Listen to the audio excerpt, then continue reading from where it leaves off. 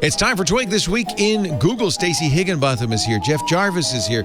Aunt Pruitt is here. Lots to talk about. We'll tell you why you don't have to fear Amazon's Sidewalk.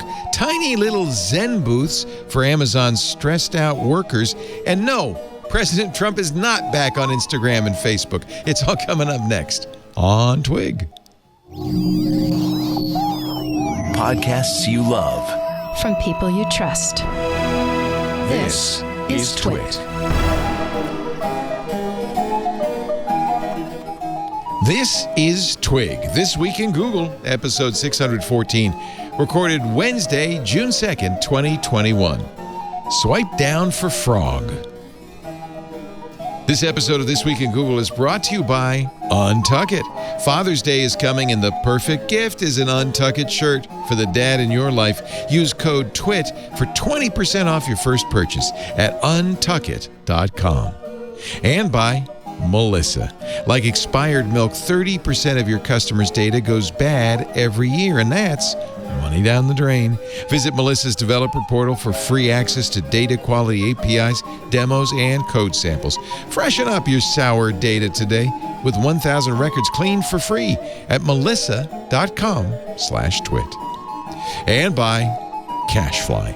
Give your users the seamless online experience they want. Power your site or app with Cashfly's CDN and be 30% faster than the competition.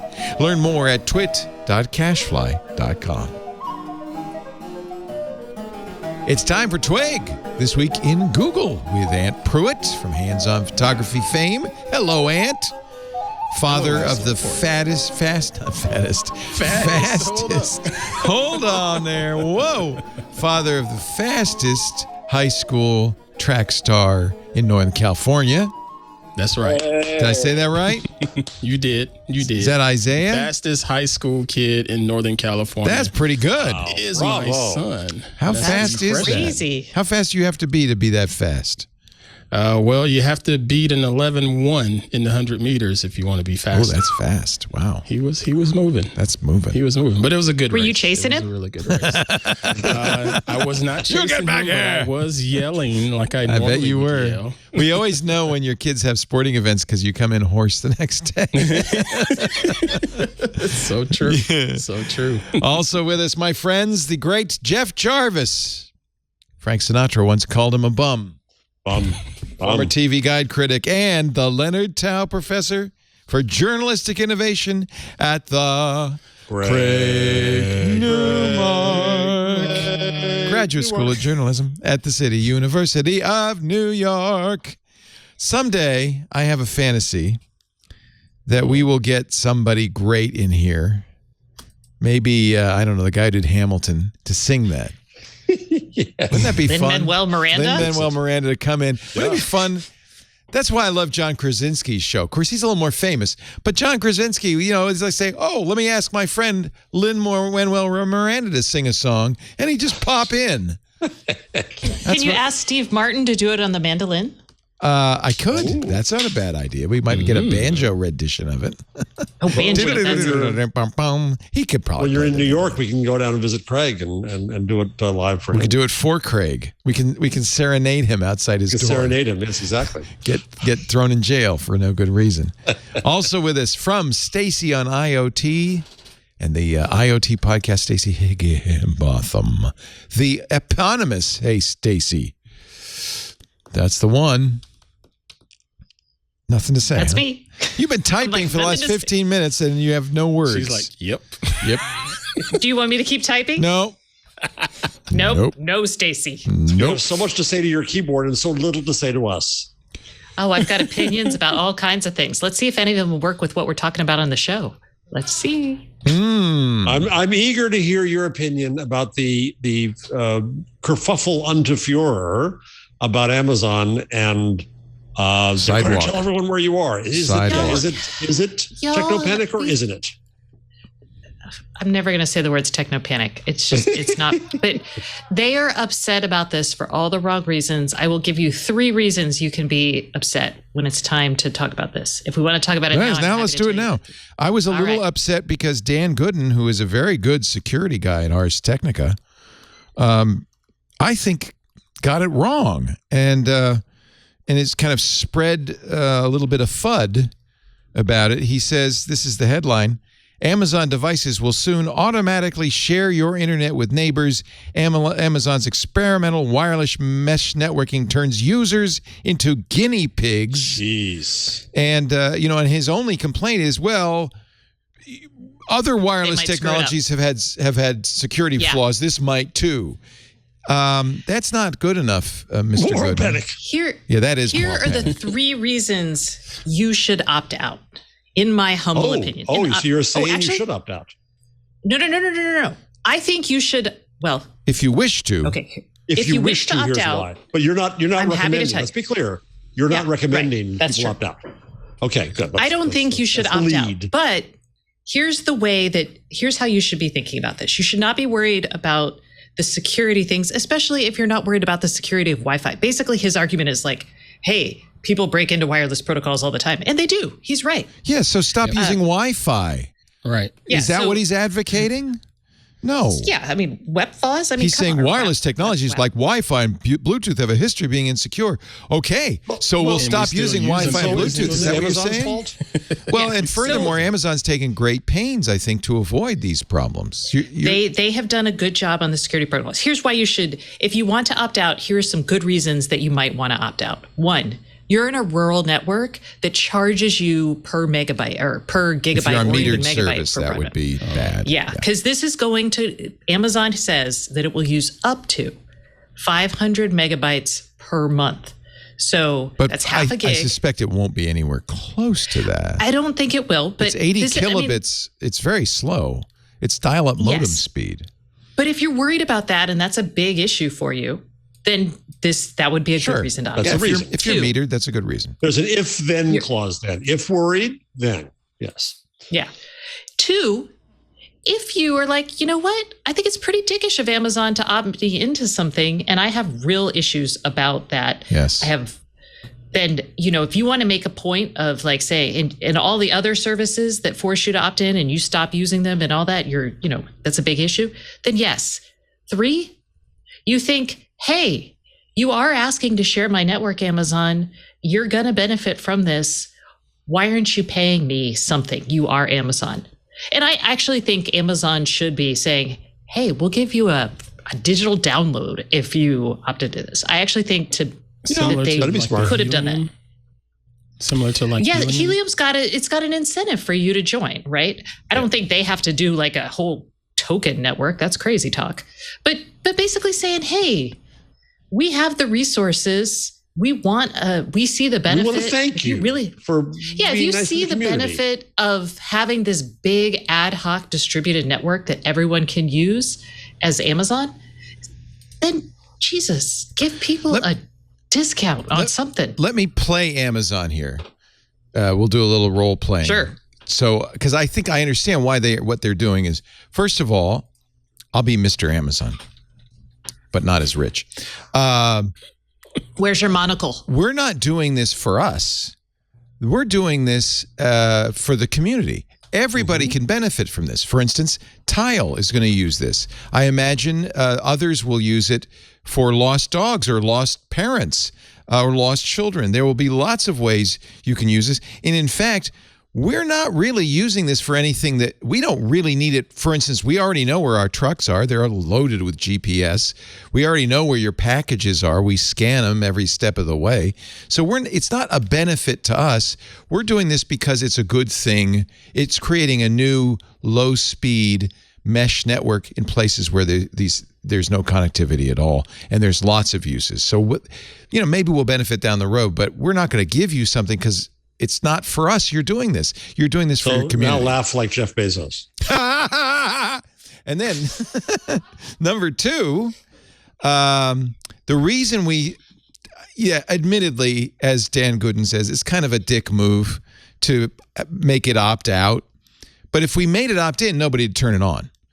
Right. That's why you've got to incentivize people. So I feel like if Amazon could benefit from this. They will eventually provide devices that work on this network. They could eventually use it for But others their could drones. too, right?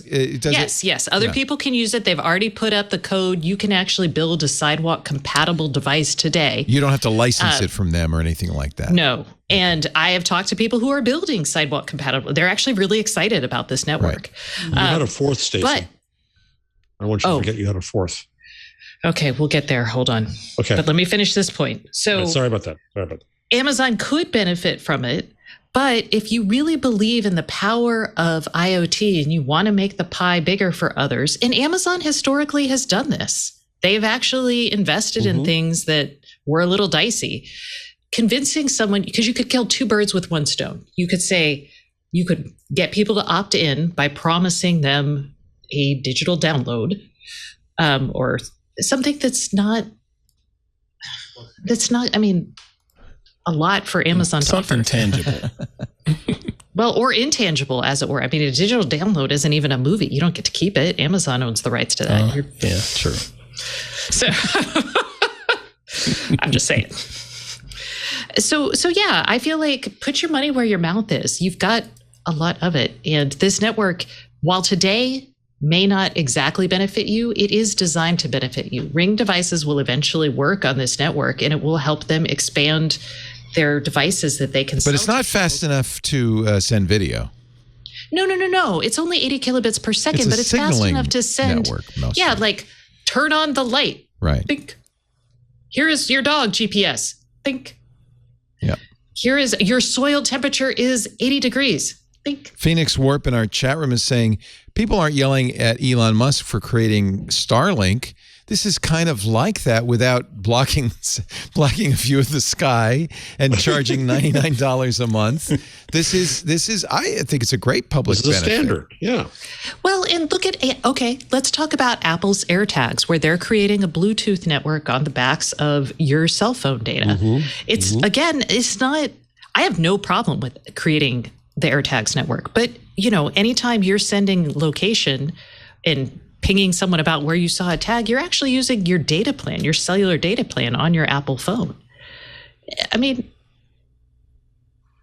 is it Is similar? it safe to say it's just most important to make sure the consumers are educated in all of this and understand what the potential risks are, just like they are with regular Wi-Fi and Bluetooth? That's appropriate. They're not going to read any. But don't spread don't do the link baity thing saying, "Oh my God, you've got to run over to all your Amazon devices and turn this off immediately," because I don't really think that's fair. frustrated by that. Yeah, I am it's too. not fair, and I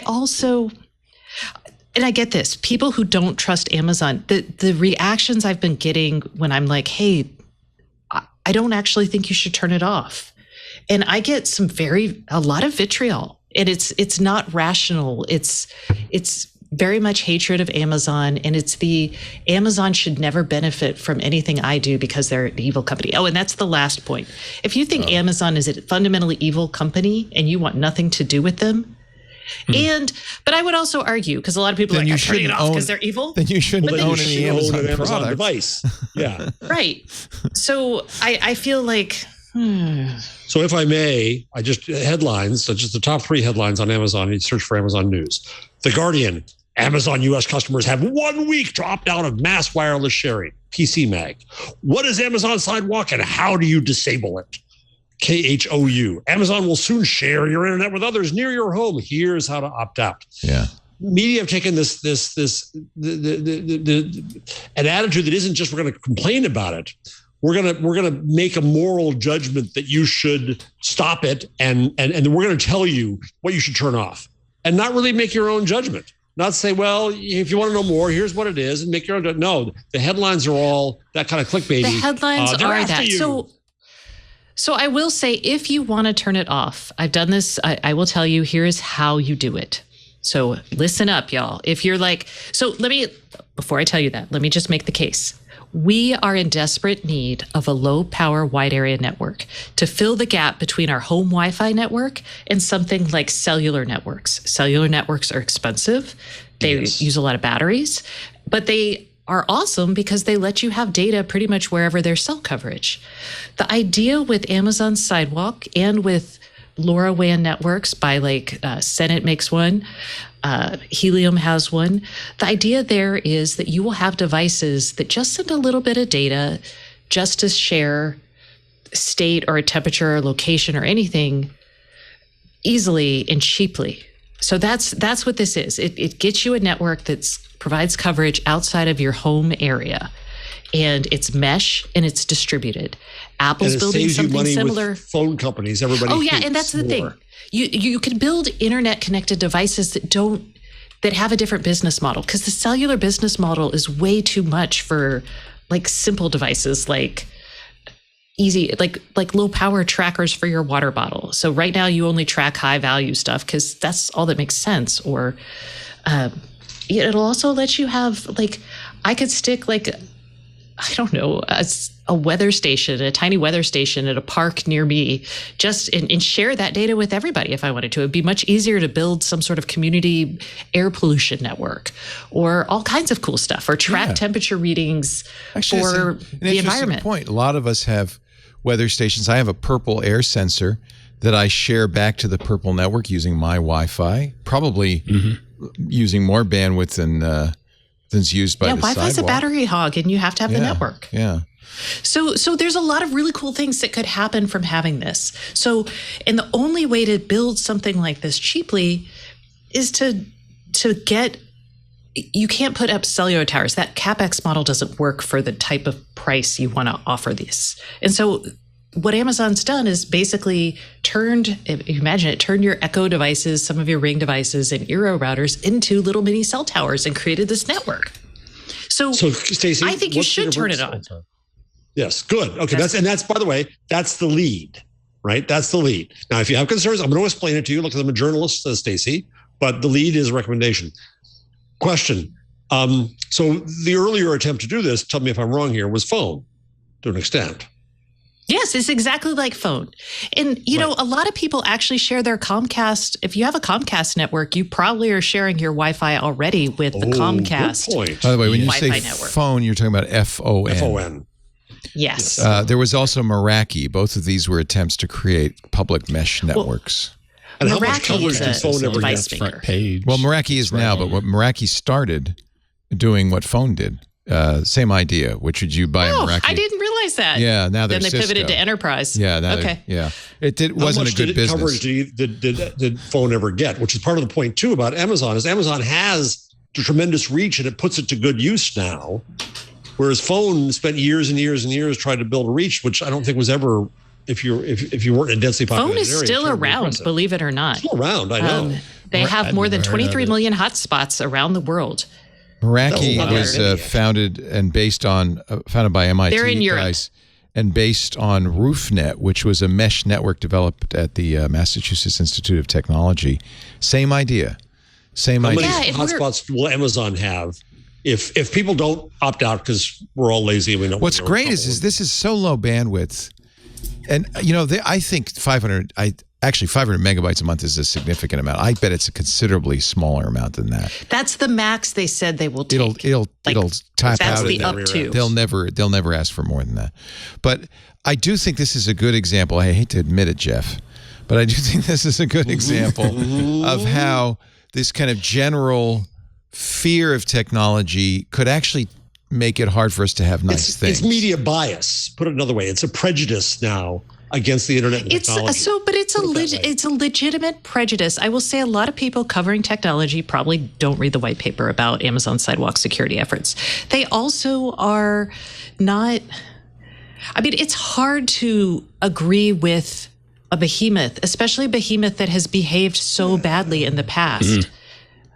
It really is. This is clickbait. This is pure clickbait. This is once bitten, twice shy. And this is actually why I don't feel bad for Amazon, but I feel frustrated with Amazon because to me, the IoT, we're entering this era where you're asking so much of people and trying to provide some very real benefits, but you need a lot of information about them. And if people don't trust you, that relationship isn't going to work. And Amazon has abused that trust. All right. I think your suggestion is so important is that if you were sitting in a boardroom with your one-page email for Jeff, right, your one-page report or whatever it is you're allowed, to be able to say, whoa, let's talk about how people are going to react to us and what we're trying to do here and how we can do it better. What if we gave everybody who did this a reward? Just a gimme, right? I think that's a really smart way to do it. It's not even to opt in. You're already opted in, but if you're opted in after N days, here's a reward, a thank you, because you're doing something. We're going to tell you how. I'm going to channel the Amazon executive again. The problem with that is if we do that, there is an implication that there's a tit for tat, that we're asking something of you. And I don't want to give that impression. Truthfully, if we make it opt out, it's on by default on all Amazon devices that were sold in the last couple of years. That means pretty much, and it's got a half-mile radius. That means it's going to be pretty much everywhere. 99% of people, they'll see these articles. It's going to, Jeff, don't worry. It's going to go away in a couple of weeks. Nobody will even remember this. And 99% of people are going to leave it on anyway because it's too hard. So don't worry about it. No, we don't need to give anything away. In fact, the best thing we could do is to say nothing, let this blow over, because the thing is going to happen because we made it opt out. So when we get to, but at a larger level, when we get to Google, which we will, because it is This Week in Google, and I was thinking before the show, similarly for the problem, Facebook was getting everybody's problems. They were the ones that got everything. They were doing everything wrong, right? Google was better, but now after the AI thing, after other things, they're seeing the weak underbelly. They're going after Google now too, and maybe for good reason. And so I wonder too, what would you advise Sundar? What would you advise Bezos? What would you advise any of these companies to start to fix this? I think that's the question that Stacey's asking. That's the right question. Wait, I promised people I would tell them how to opt out. Can I do that for them though? Yes. Oh, yeah. And while you're doing that, I will show Dan Gooden's article, which has the step-by-step, so you can follow along, everybody. All you do is you go into your Madame A app, and you open more select settings, get into your account settings, select Amazon Sidewalk, and then there's a little toggle switch, turn Amazon Sidewalk off. And that will do it for all your devices? That will do it for all your devices, but every single person associated with your account. So my husband has his own Amazon account. He actually needs to go into his Amazon Echo app and do it. Right. So if you turn it off and he doesn't, it's still on? Right. I believe so, yes. So that's what I'm saying. So there's your caveat. You got to get your whole family together. And then poof. I wish Amazon didn't do it that way, but I understand why they do. So Ant was trying to get in before. Sorry. Yeah, go on. I wanted to ask the demographics of the people reading the different articles, whether it's Ars Technica or CNET or Tech Republic or whatever, because of how things are being presented in the headlines. I'll think back to when I used to write for Tech Republic. Things were totally different on that property versus CNET, which, where they at the time were the same people under the same umbrella, but the readers were totally different from those of CNET, because CNET side was a little bit more consumer based and the stuff on Tech Republic was a little more enterprise based. So it was a different mindset, if you will, when people were reading those articles. I thought Ars Technica was a little more so leaning towards like the nerdy, enterprisey people that already know this stuff about tech, that already know that this is an opt-out and this is the ins and outs. So it surprises me to see that such a clickbaity article even went up. But are the demographics changing nowadays from the people that are reading various tech sites? No, because it's not just tech sites. USA Today's headline: Amazon Sidewalk feature will share your internet connection. Here's but that's how to USA opt out. Today. USA that's Today not techie. Is a regular person. But that's right. Thing, so it's both. It's PC Magazine. What is Amazon Sidewalk and how do you disable it? It's universal. It's universal. The same thing. Now, the one person I'm going to give credit to is Dan Patterson, your good friend and mine. My buddy, my man. Writing for CBS. So this is a very big mainstream. And his headline is completely neutral. This is in Money Watch. Amazon devices to start sharing connections with neighbors. And he, I think, does a fairly good job of talking about the pros and cons. He does mistakenly say Amazon did not provide security details. That's not true. No, they did. They provide. In fact, Steve Gibson has twice now reviewed that white paper, once in December and just yesterday. And in both cases, Steve has said he was impressed with the attention that they gave to this, even if, for instance, the key password keys are broken, as has happened both Wi-Fi and Bluetooth. The data itself is properly encrypted. So it would be a fairly big challenge for somebody, and encrypted and anonymized. There is no information in that data about you at all, not where it's originating from, not who you are, not whose account it is or anything. So even if it is cracked, there is very little harm that can occur. Yeah, there's still some work to be done to try to crack it. Yes. And I was just talking to the CTO of Level Lock. He's actually my guest this week on the podcast. And we talk a little bit because Level is actually participating in Sidewalk. They announced it with Tile. And he was excited about this opportunity. Well, it's great he's like, news for this them. allows us, he's like, for him, it lets them put Bluetooth and Zigbee in a lock, but they don't have to worry about Wi-Fi. And what happens is if you are out of Bluetooth range, you could piggyback on this network to communicate back to your Bluetooth lock, which means you have a lock on your door without a huge battery and using like battery sucking Wi-Fi. And I asked him about security because he's a lock maker. He's like, Amazon historically has done things like ask their partners for data. This network doesn't do any of that. He is comfortable using it because it's not sharing state data about the lock. Too. So that's, Masnick, sorry. Yeah, I was just going to say developers, at least some, want to use it because they've evaluated it and they're like, yeah, this actually offers something for us. And for the people. So I always go to Masnick for sensible and sane takes. And his is Amazon's idea. Well, you too, but you're already here. Amazon's idea for a mesh network is cool. Its method of rolling it out is not. That's a headline. That's fair. That's what Stacey said. That's fair. That's the lead. Yeah. But I understand why Amazon did it that way. Any other way, it would not have gained critical mass, and that's if that's your goal.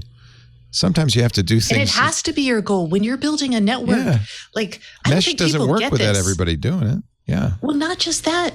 No one will build devices if your network doesn't have coverage, and no one provides coverage unless your network has devices. I mean, it's a bear to do a double-sided market or a network. It just is. Okay, that's all. He says. Can I ask another question, Stacey? Oh, sorry. Go ahead. Mike says the real issue is forcing everyone onto the network. Obviously, it's no surprise why this was done. Just as we just said, a mesh network only works if you have enough nodes in the network to make it useful. While it's possible Amazon is betting that the concerns over this will blow over and having so many nodes in the network will make it worthwhile to take the short-term heat, it still surprises me that the big internet companies don't take more steps to alleviate these kinds of concerns up front, taking a more cautious approach. So he's agreeing with exactly what we said. Yeah. But I do feel like I don't know how you would do this if you're Amazon. Anything you say is going to... The problem Amazon has is the problem all these big tech companies have is that people don't like them because they're big and powerful. But they hate their phone companies more. And I think that there was a PR way here. Maybe you could have done that. Yes. We could all share our internet together. We can all have a benefit. It gives you another option. It's a generous thing to do to your neighbors. We've worked on all the security and all the everything. We're not sharing this or this or this or this. It's a way that you can all help each other on those times when you're somewhere and you just be able to get to the internet because we know how valuable it is to you. And we have these devices all over, which leads to my question I'm going to ask in a second. And so we wanted to put them to good use. Now, here's my question. Where was the point in the design chain of these devices? Was there a point 3 years ago when they said, if we add this little guy here, someday we can do this? So when did they realize that they could do this? And should they have been started talking about it then, maybe? Someday. Well, hold up. No. Amazon has been talking about this. So Amazon launched this. They soft launched this concept of a shared low power network in 2019 at their device day with reporters. And probably not that many people, but I wrote a long article how this was Amazon getting into the network services business. Yeah, you talked about it here. Big deal. Yep, yeah, sure did. Yeah. Yep. So, and then in 2020, they said, here's how so September 2020, they actually started talking about how they were going to do it. And they put their people out on a huge press tour. They went to every major media outlet. They explained the limitations, the data limitations. They explained the security protocol. They did not hide any of this. How long ago? What's the oldest device that works with this? The oldest device is actually, they say all Echo shows that are currently sold. I don't know if the first generation one is, but it's the third generation Echoes. Those came out in 2019. Probably devices coming out in like 2019 would have this. They probably started building it beforehand. I mean, this hole in the network has been around for a while, and it's been very obvious to anybody that NB-IoT was not the solution, because the cell phone companies, they just took their stupid cell phone attitude and was like, how much you gonna give me per gig? And, they just didn't make it tenable for less expensive devices, and Amazon needed that. So they were like, they saw a hole and they started filling it. Are Google devices similarly situated? Could they do this? Could anybody else do the same thing that Amazon just did?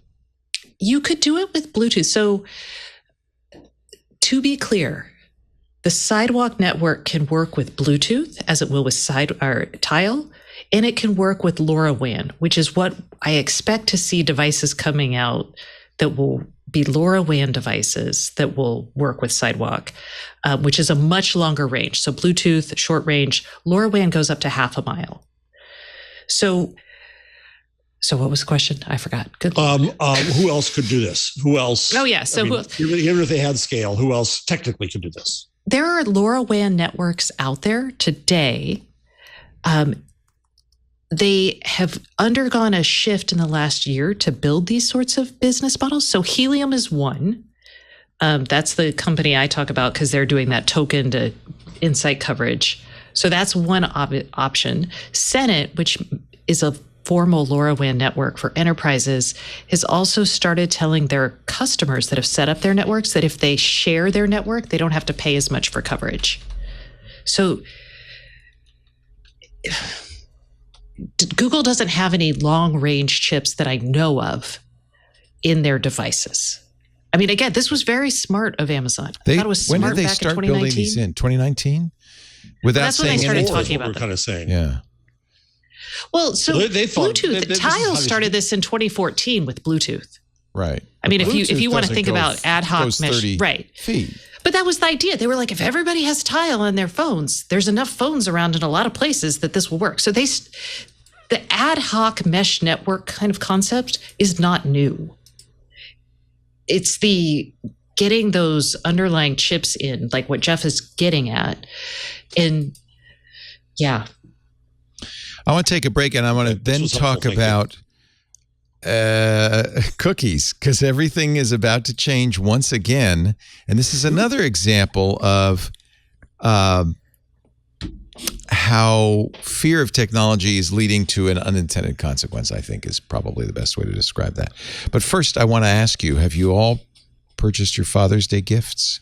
Are you ready, Stacy? Is Andrew going to be so happy? I am ready. Is he going to get No, socks? I haven't purchased my Father's Day gift yet, sir. Well, you have a father, right? No, my dad is gone, but normally my Father's Day, I tend to buy my own stuff. Seems to work out that way for some. Because you know best. Father knows best. I just Father want to knows make a father best. suggestion. I don't know if you've noticed this lovely chemise that I'm wearing. It's actually a beautiful shirt from a very unpretentious company called Untuck It. And in fact, I love this shirt because I don't have to tuck it in. I can, but it's just the right length so that you can wear it untucked and it doesn't look sloppy. It looks great. Who wants to tuck in shirts anyway? If you're struggling to find the perfect Father's Day gift, I have a gift for the dad you love, a shirt from Untuck It. I have now, half my wardrobe is now Untuck It. Once I found these guys, first of all, they're wonderfully made. They're very high quality. And the length is just right, about halfway down your zipper, which means it doesn't look sloppy. It doesn't look like you're wearing a muumuu. It just looks cash and relaxed. Untuck It makes shirts designed to be worn this way. They designed Untuck It frankly, because this untucked shirt style is a tough style to get right. This is just perfect. Fits all shapes and sizes. In fact, that's one of the things I love about this. Sizes up to triple XL, but within each size, you also have slim, relaxed, and tall fits. So I was able to find a fit that worked perfectly, and now I've just got a lot of Untuckit shirts. I also love it that they have a huge variety of styles and fabrics. They have performance shirts that wick sweat. I have a number of those. Short sleeve button downs. They have polos. They also have linen. Now, I'm a big fan of linen, and I bought short sleeve linen. This is my new linen checked shirt. It's stylish. It looks good. It feels good, and it's great for hot weather. Nothing breathes better than linen. It's just great, and their wrinkle-free styles are fantastic. You just wash them, tumble dry, hang them up. They look ready to go. Untuckit tests every batch of fabric to make sure, and I can tell too, I'm a little bit of a fabric snob. They're getting the best quality and consistency. That way all their button downs, their polos, their tees, their Henleys have more than that just right fit and length. They have the highest quality as well. Every aspect of the shirt is checked 5 times to ensure they retain their shape, their color, their strength. And if ever there's a problem, nobody has better customer service than Untuckit. If you're looking for shirts for going back to work, if you're looking for shirts for dad, if you're looking for shirts for your upcoming vacation, I bought a bunch of them for our trip to Hawaii next month. Untuckit has you covered. Check out that wrinkle-free collection. I'm a big fan, whether it's short or long sleeves. You're ready to get back to work and look sharp. Now, you can't go to the store. They have 85 Untuckit stores nationwide now, but they also can be ordered online. And as always, they offer free returns and exchanges. There's no reason not to try. And now you can't take my Untuckits away from me. I'm just such a fan. Get an Untuckit shirt for the father in your life, or if like Aunt, you're the father in your life, get it for yourself. And by the way, save too. Use the code TWIT for 20% off your first purchase at untuckit.com. That's untuckit.com. Use the code TWIT. I'm actually sending this to my family so that I don't get socks or ties. I want Untuckit. Untuckit.com. Do use the offer code TWIT so they know you saw it here. Untuckit. Shirts designed to be worn untucked. But they have great dress shirts too. I'm a huge fan. I'm really loving this. Linen feels so... Looks good on you. Does it look good? Yeah.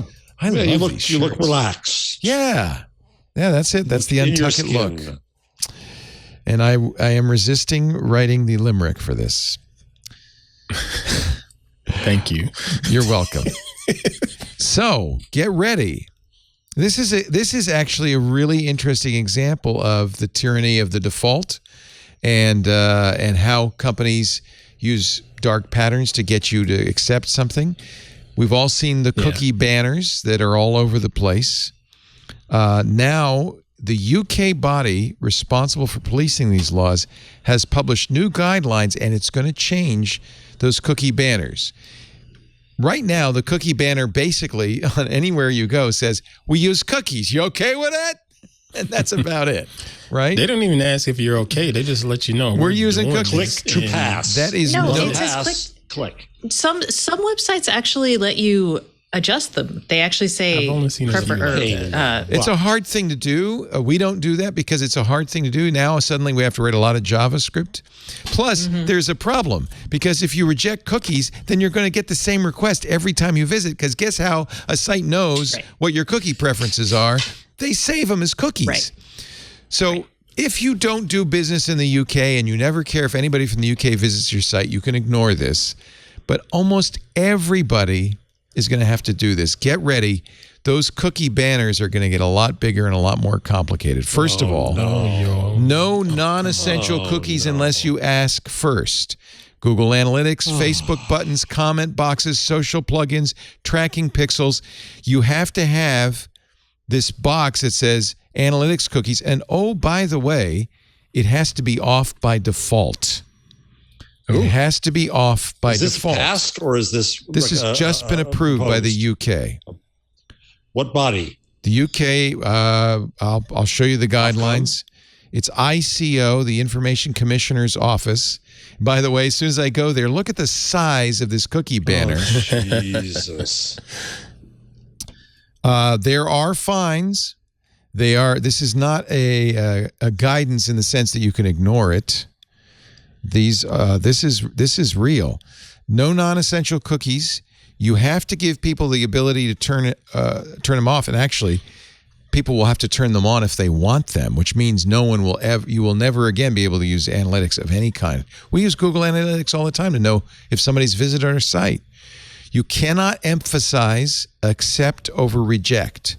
No big green accept button with a little reject button. They have to be equal. That's non-compliant if they're not. You cannot deny access if somebody says, no, I don't want any cookies. Many websites block access until a user accepts their cookies under the new guidance. That's expressly forbidden. I've seen a lot of that. Yeah, I don't think that's terrible. Well, I tell you what, it means analytics are gone because it's the same thing as Apple. Who's going to turn it on? It's off by default. So let me go back to this. And so what they're hurting. Everything has a cost. But it's not just the technology companies. They're going to hurt the media business. Look, and by the way, here I am on this ICO site. Look at the size of this cookie banner. Yeah, that's. Look at what I have to read. Look what they just did. I can't click through this. I have to do all these settings. Now, if I say accept all cookies, which I do every time. Yeah. F it. I think analytic cookies is still off. So basically. Well, wasn't all mean all? I don't know. That's a good question. Seems like it should mean all. Yeah, I was about to say, I think, did you accept necessary or did you accept all cookies? Well, I have to kill my cookies so that I can reload this. Oh, no. Remember last time you killed your cookies? And that was not a plan. Cookies aren't bad, folks. Cookies are not a problem, period. Well, cookies They're a way are a website tool. can save information about what you want, Yes. what your preferences are, where you go. It's useful for websites for analytics. If you don't want a website to know you've been there, okay, I guess. That's great, but it can also annoy people, especially when it comes to like the Amazon ads when they go to look at some news story somewhere else and something that they were looking at on Amazon, just, browsing around, not necessarily interested in buying it, is now popping up in their face. And that's a bit intrusive to some people. The UK ICO also says analytic cookies are under no circumstances necessary. So you can't say but accepting necessary cookies. So try to run a media, and then they turn around and they say, oh, the technology companies are ruining the media business. They just put a nail in the coffin of the media businesses with this. It's just... Well, the media businesses have to adapt. I mean, come on, y'all. We understand that what's happening here is we have developed a technology that works to track, that saves your information so you can be tracked around the internet. Okay? Easier. This is good for the following reasons. This is bad for the other following reasons. But we don't talk about cookies like that. We talk about cookies like they are a demon and people are like, cookies bad. And regulators said, oh, cookies are bad. Well, okay, let's ban that form of tracking people around the internet. So now we have to come up with new business models. Just ask Andrew what your new business model is going to be, because I'd be curious. But, For my instance, business model doesn't involve that. Yes, it does. How else do you know somebody's a subscriber? You're going to make them log in every single time? Well, you've been to my site. You're gonna have to make them log. We would basically turn off that banner. Actually, we probably wouldn't. You'd have to make. Fight. Okay, but seriously, We don't use the only way cookies you would on- know when I come to your site that I am a subscriber is by a cookie. Otherwise, you're going to have Right. to ask me every single time. We don't ask people if they're a subscriber when they come to the site. Do you have ads the only on your thing site? We do, but our ads don't ask that. We don't. Only track if you click on the ad. Okay, so you have an ad We set have up tracking links. where if you click the ad, you charges somebody, but the ad impression you don't charge. We for. don't charge for that. We don't. You're do a CPM unusual, model. by the way. Yes. I know we're unusual. And almost the point everybody is, would prefer to charge for the ad impression because you're getting the ad. No, I wanted to build a site that wasn't based on that. So I built my media business one, because I could, but my goal was to build something that didn't involve tracking. So that's the point I'm trying to make is, yes, this kills today's media business, but people are smart. We can figure out other ways to do this. The only way I can make money on advertising is if I know how many people download the ads. That's how we charge. We don't charge a flat rate. There's no click-through on an ad in a podcast. How would you suggest I monetize? You have a different business. I mean, you have a more challenging model. Say goodbye to all ad-supported podcasts, Stacey. Try being the Cleveland Plain Dealer. Try being a local news. At the time we're declaring local news, oh my God, it's in such trouble. This kind of crap happens. I know. And it comes from the Wall Street Journal and Rupert Murdoch with the What They Know scary series years ago, where Murdoch, having given up on the ad model, tries to pull, like Apple, tries to pull the rug out from everybody else who's still trying to figure out the ad model. This is why we had to start Club Twit, because but I have to say I despair for podcasts. It's not going to, and you know what? You're going to really hate what happens, because the podcast industry is going to be dominated by companies like Spotify that force you to use their app in order to listen to a podcast. You're going to hate it. But that's what people like the ICO As you would have say, created. Actions have consequences, and this has consequences. Right. I think business models like Club Twit have a lot of promise. I think that it's not enough money for us. It might be at some point enough money for us to operate. I don't think it will ever be enough money for us to operate at the level we operate now. So this show will be canceled almost certainly. It will. Y'all. Seriously, no. It's one of the first shows that will be canceled. Do people hate us that much? No, it's just that without ads, I can't afford to pay you guys, pay the engineers, pay the light bill, and pay the rent. We will only do stuff that is either paid for by Club Twit members, and that's right now there's 3,000 members. It's $15,000 a month. And that's my salary, period. Right. Can you find your advertisers and find advertisers? There are no advertisers who will buy an ad if you don't tell them how many people heard the ad. Nobody in the world will buy an ad from somebody. I have advertisers who do that. Well, you're very lucky. I have advertisers who do that based. Stacey, it's very different. You're very lucky, because if I say to an advertiser, yeah, maybe one person will listen to the show, or maybe 1,000, or maybe 100,000, I don't know, and I'm not going to tell you. They will not buy. I give them my stats, but where do you get those stats? I get my stats from WordPress. You get analytics. But I don't give them. Well, I don't get website stacks. I give them downloads, so they get my stats. All that of that's I get analytics downloads for my show. All of that is forbidden. Now what do you do? Tracking my podcast downloads are not done via cookie. Well, that's an interesting question, because you're right. We don't set cookies. It's done by IP address, and which is personally identifiable information under GDPR. Which one of the stupidest things about GDPR. They have yet to enforce that. If they do, that basically breaks the internet. It breaks any monetization model that makes sense on the internet. You don't like big companies? Only the big companies are left, because only Google has its first party data. They'll figure this out. They don't need the cookies. They got Flock. They'll figure out something else. Amazon is selling you stuff. They're figuring it out. This is the takeover of the big companies. And again, I'm sorry, I'm going to say it. I'm not going to use the MP words, but I am going to use another M word, Murdoch. This starts with Murdoch. And I think Apple too, highly cynical acts to declare all advertising models to be evil and surveillance. Yeah, unless it's a first party model. This kind of regulatory political move as the unpopular UK government is taking right now. And as a media person who cares about news, I'm pissed. I don't care about news, but I do care about my business. Your news. I care about you. So the ICO has enforcement power. We have listeners in the UK. I'm not sure what's going to happen. What would happen if you didn't do it? Well, that's right. Block you? No, they'd fine me. They'd get a fine. But they can't. Well, how do they collect? I don't know.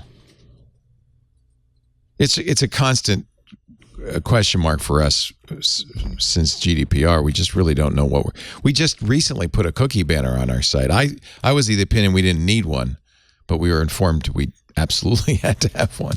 So I just really don't know. I honestly don't know. I hope I'm just being oversensitive to it. Maybe nothing. You're trying to manage your business. Your business depends on it. Yeah. For being here. Thank you, guys. Thank you. Yeah. Let's talk about Google. They hired a guy as a head of diversity strategy, guy named Kamal Bob.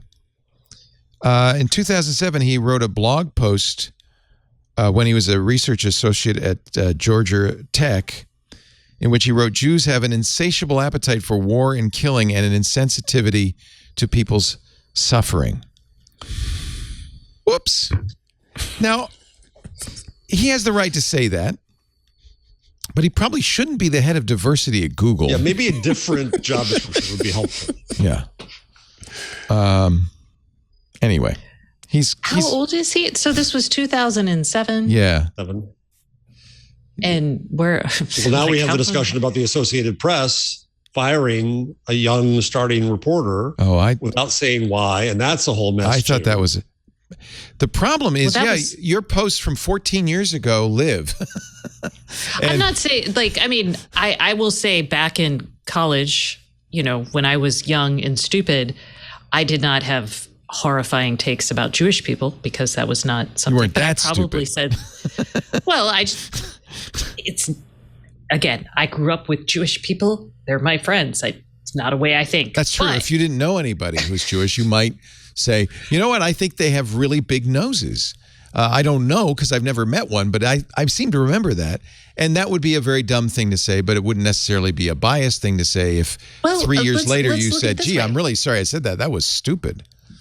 I used to say things were retarded, and now I would never say that. Yes, me too. I used to say things were lame. Yeah. Lame and I gay tried never to do it. Yeah. We've all in our language had things like that. It's evolved. Again, I'm not saying that it's a great idea, but I also I can't condone someone saying that, but I do think we're old enough on the internet and we have enough history of people growing up being on the internet that we need to start talking to our kids about what they put on, and I think they're getting better, but B, we need to talk about what to look for in remorse and learning and taking accountability for our mistakes and saying, hey, you know what, if that guy was like, yeah, I was 19 and I was pissed off at the world and I said this and I'm really upset. And that's an upsetting thing to have said to people and that hurt people. And I know that now. And I've done this research to understand why that's such a terrible thing to say. Shameful is what you were about to say. Shameful. Yes. John was near the dump button. Yeah, sorry. But I don't know if that you probably shouldn't be head of diversity, but I don't know if that shouldn't haunt you for the rest of your life. We live in such sensitive times that sometimes things people say in good faith can be taken the wrong way. I don't think that too, but I think people say things in bad faith when God, when I was 19, I had such a dark and bitter sense of humor. I was horribly offensive. Yeah, I know. She was. Still have it. You were a goth chick, I think, right? You had dark eyeliner and black hair, and you still do. I have brown hair. I'm just teasing you. Anyway, I just thought I'd throw in a Google story just for grins. Just because, what the heck? What the heck? Did you see? It is, after all, our last show, so we might as well live it up. Don't start that. Just because I said that. Don't start it. We got 3 good ads today.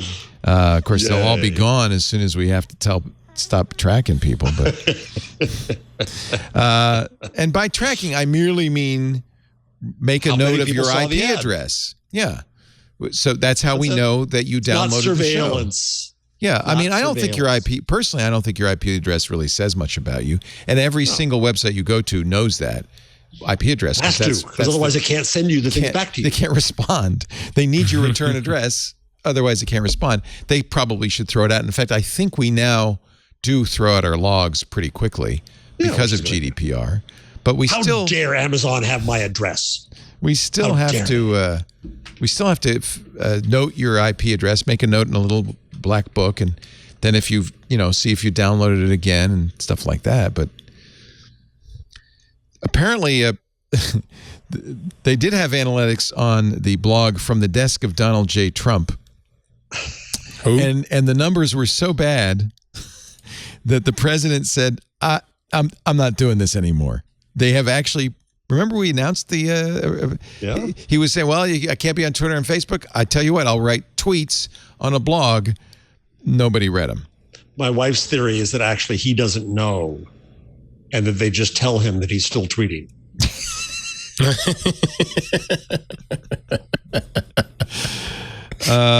And they're patting him on the top of his head too, right? Yeah. Right, Tweets exactly. are still going out. NBC News. Careful of the hair there, and careful of the hair. And very expensive, this hair. I'm sure that the blog from the desk of Donald J. Trump has actual analytics, but NBC used data compiled with a company called BuzzSumo to estimate it. And his engagement on the blog was a, quote, fraction of that on Twitter. Which, by the way, what interests me about this right now is that he's utterly silent. In fact, everybody thinks he's in Florida. He's actually 5 miles away from me right now. Nobody even knows that. Is he at Bedminster? He's not out there. Yeah, he is. And he's saying nothing. And people are acting as if the entire half of the country is quaking in fear of him. He's not saying anything. He's not doing anything. How is he still in charge? He's more of an idea than a reality. That's interesting. Wow. Yeah, he's kind of a chimera haunting the Republican Party. I was going to say, yes, a negative spirit haunting the party. Yeah. Are websites that difficult to access if you're following a celebrity that you just love and they happen to say, you know what, I'm done with social media. I'm just going to keep putting things on my own space because I own my own space. I tried that. I got a fraction of the engagement. But that's what I wonder. Is it just that hard for consumers to even get to a website? I honestly think most people don't use Twitter, so I'm not sure really.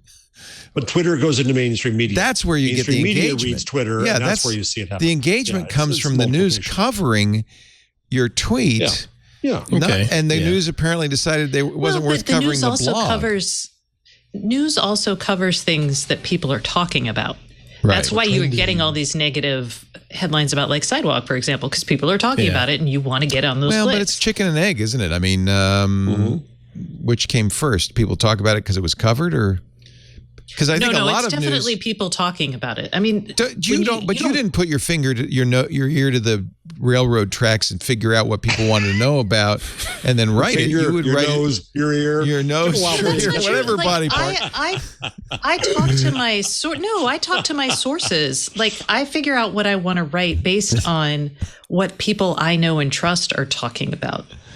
That's no different than the mainstream media. I mean, sure, every now and then you're going to find a story where there are three ways to get stories. You're saying I just that don't you wouldn't understand why so many people follow certain people. Okay, if this man had millions of people, he had tens of millions of followers, but that's a fraction of the number of people that voted for him. So it's not even a majority of the. He's 75 million votes. He only had 10 million followers. It's not. So okay, but let's say he were to get just 10% of those followers going to his website. Why couldn't he get? He didn't. 10%? He didn't even get 10%. Website? Oh no! Right? Why would that not? Because this is the debate we're having. Stacey says that news covers stuff because people are talking about it. It's my opinion that, Stacey, you would just look at a story. You get a press release or you see something and go, I should write about this because I know people will be interested in it. Yeah, but that's what I do. What I'm saying is people are super fans, right? People are super fans. They love this person. They love whatever celebrity that they follow or what have you. And I would assume that they're going to go wherever they're going to go because there are super fans that exist out there. And it just seems, I don't know, it just seems weird that people can't seem to just go to websites. I'm hearing that from, just like you said a minute ago, it's not just Trump's, it's everybody's website. Have you ever tried to go to a website on your phone? Yeah, I do. And it's a big pain in the ass, isn't it? Yeah. Nobody wants to enter in. You type in an address. Oh, I was like, we go to websites on our phones. Only because there was a link coming in from somewhere else. Yeah. But I'm not going to. How often do you launch your browser and type in from the. Oh, I already screwed it up. No one. I do that on occasion, but yeah, you're right. I'm the weirdo that has 6 tabs right now. No, but that's what's changed. Browser. That's what's changed. When it was on the desktop, it was easy. It was commonplace. But I'm of the opinion, in fact, it's interesting because I've been thinking about this lately, that the web pages are almost dying out. They're dead. Yeah, it seems like they are. And that's thanks to mobile, in my opinion. Don't get me wrong. I'm going to continue to put things on my website just because I like the signal, but I know that there's a lot more engagement elsewhere for me in my brand. That's why mobile web apps mattered too, is that it would mimic an app. And when I go to the Washington Post, I'm basically going to a web version, but I think it's the app and I can get to it because it's the app and I have the app. And people didn't download their Donald Trump, hairball to go there all the time. They didn't know how to get there. They weren't going to type in. I just use my bookmarks because when I was using DuckDuckGo, it was a little harder to go to a website. I guess I only go to a few websites. I don't download the apps on the for desktop. Any of my sites. We go to websites, but I would say on even mobile, on my phone, I don't because I don't download the apps. So does anybody have Facebook? Any of you have Facebook? Yes. Has Donald Trump's Facebook account been reinstated? I believe it has. No? No, they haven't announced anything yet. No. Would you check it just to see? Okay, hold on. Because I don't have Facebook. I love that nobody on the show has Facebook, so I have to be the one to go in. Mikey will go. Let Mikey go. Mikey likes everything. That was one of my tabs right now in my mobile browser. What is it? I can't read it. What is it? Twit community. Oh, well, yeah, I go there. I go to my mobile browser and certain websites all the time, but again, I guess I'm you know what I did on that. You're probably on Android because what I did on that is on the iPhone. I just made it an icon, so I just hit the icon. Yeah, I could do that too if I wanted to. Yeah, that way I don't have to. The last post was January 6th. Yes, but is the account active? Well, that has been there. Yeah, he can't post in it. Yeah, I'm just looking at a tweet that says the last post, which is that on Trump's now reinstated Facebook account. I don't think it was ever taken down fully in that sense. No, this was. Didn't they punt? I thought the oversight committee punted. Well, yes, they did. But the question is, when Facebook took it down, what did they take down? Now I'm not sure. I thought they left it up, but he couldn't post. He couldn't post. Oh, but so what today is the day that Facebook is making the announcement. That's why I'm curious. Or is it today? Well, they have 6 months to the oversight board. There was a rumor that they were going to make an announcement, but I haven't. And I tend to get press releases from them about things on their list. Just curious. I wouldn't want to miss that huge story. Yeah, it would be the kind of thing we'd do at 7:31 because Jeff made us leave at 7:30. Then the story happened. I don't know. I have no idea what he's talking about, folks. Let's take a really quick break so that Jeff can leave at 7:31, I guess. 7:30, actually. 7:30? Okay, so that means I have 1 hour and 19 minutes left of you, and then you're going to just... Well, me, but you can go on to merriment. No, I don't want to talk to the rest of them. Just a nod.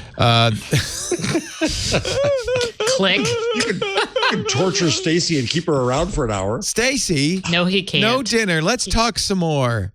IoT. Stacy won't stick around there.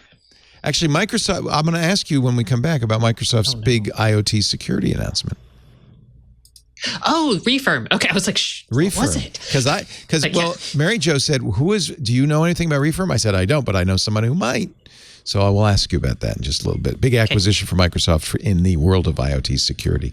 Our show today brought to you by Melissa, a very nice lady. No, Melissa, they're a company. They're the address experts. They've been in this business for over 35 years, helping people in business keep their address lists, their supplier lists, their customer lists clean and fresh. It turns out about 30% of your customer data goes bad every year. People move.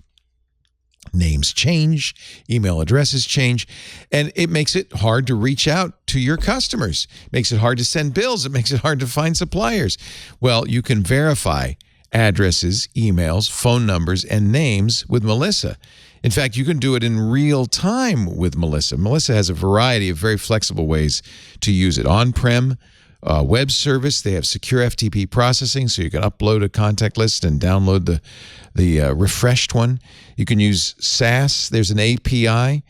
Melissa's global address verification service verifies addresses in 240 plus countries and territories. And they can do it, which is really cool, at the point of entry. You know, as a customer, sometimes I always very frequently flip the numbers on my address, which makes that address useless. Packages are going to go somewhere else. But with Melissa, you can validate the address, make it right, and it happens instantly. Same thing with a customer service rep. They're entering an address. You can say, I can auto-complete this because I know that information. If you have duplicate customer information in your database, Melissa can help there. Their data matching can eliminate clutter and duplicates, increase the accuracy of the database, and ultimately reduce postage and mailing costs. Plus, you'll get the information that completes your customer profiles better and more thoroughly. You can add demographic information like property data, marital status, and social media handles. Melissa also has a new Lookups app that's on iOS or Google. This is really cool, that will do all of that for you for names, addresses, and more, and it's right at your fingertips. So there's another way to use it. In the app, Melissa, of course, protects your data, protects your privacy. They undergo independent security audits to reinforce their commitment to data security, privacy, and compliance requirements. They're SOC 2, HIPAA, GDPR compliant. They were just named a leader in address verification by G2 Crowd in their spring 2021 report. Congrats to you on that, Melissa. And Melissa's still supporting communities and qualifying essential workers during COVID-19. Your organization could qualify for 6 months of free service. Apply online at melissa.com/twit. Don't put up with sour customer contact data. Try Melissa's APIs in the developer portal. It's easy to log on, sign up, and start playing in the sandbox 24/7. In fact, you can even get started with 1,000 records cleaned for free right now at melissa.com/twit. Melissa, melissa.com/twit. We thank Melissa so much for their support of This Week in Google. Microsoft, actually, they spent almost $2 billion, I think, for this company, so it must be good. ReFirm, they're an IoT security company. And what they're a firmware security company. That's what's interesting. They have a software that scans firmware for flaws. Yes. So Microsoft, big picture, Microsoft has been very much focused on IoT security because they have a lot of customers in the industrial manufacturing and enterprise world who are getting into IoT and are like, oh, we need to do this, but we really need to do this right. So earlier this year, they bought a company called CyberX, and that company does OT security, so the security for the actual devices. And this is the next in part of like what I think of as Microsoft's beefing up of both the IT and the OT security side. So one thing to know, were former NSA hackers who founded this company, which is kind of interesting. They grew out of the Binwalk open source project in 2010 that helped security analysts extract firmware images from devices. And now you can extract it and I guess scan it to look for vulnerabilities. Yeah, because what happens is Microsoft has this cool IoT security project called Project Azure Sphere, but that is for new stuff. So when it bought CyberX, what it does is that does analysis for industrial networks and that sort of thing. That helps secure older stuff. Same with this. This is both new and old because like Microsoft, you know, when you're putting more stuff online, you're not going to take your old stuff offline, right? So this allows you to check for vulnerabilities, weaknesses, and I believe it also has updating, right? Oh, interesting. Okay. I don't This is know part of if it has the update. Azure Defender for IoT platform that Microsoft's been putting together. So you can upload your firmware to Azure Defender and have it scanned. You can also fix vulnerabilities and update the firmware, which will help you ship more secure devices, and then continue to update them through the Azure Device Update. There's actually a bunch of startups out there in the firmware space for IoT because these are long-lived and you've got to always be thinking about security. So there's companies like Foundries.io. There's one that actually just launched today called Goliath. That's not exactly firmware security, but some of the things they're solving help with that.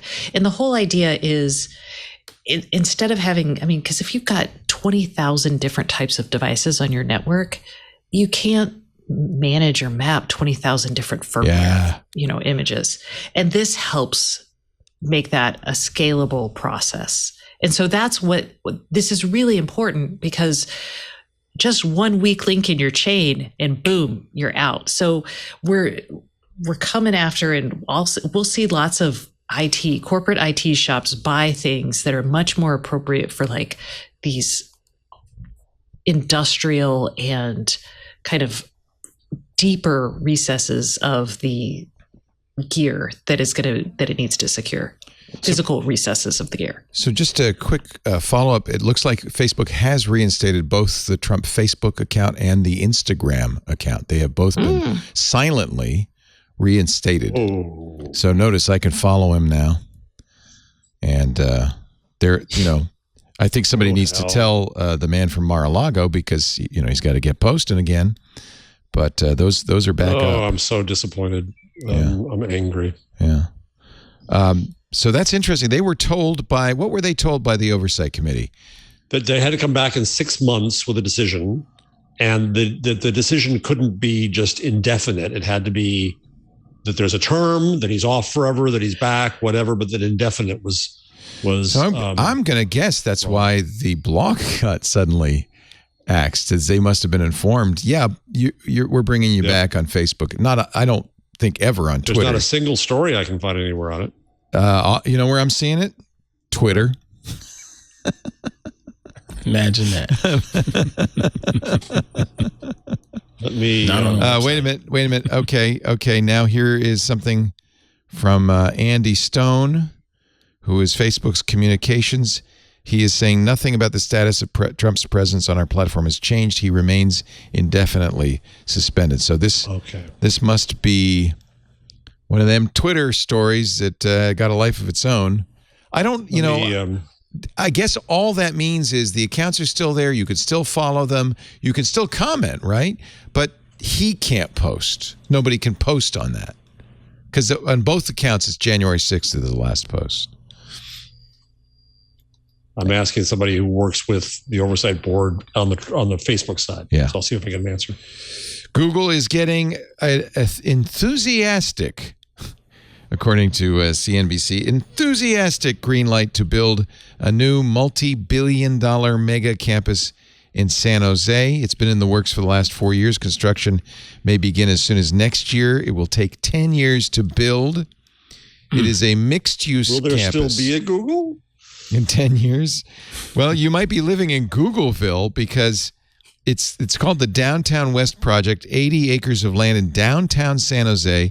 It includes 7.3 million square feet of office space for 20,000 workers, but it also has thousands of housing units.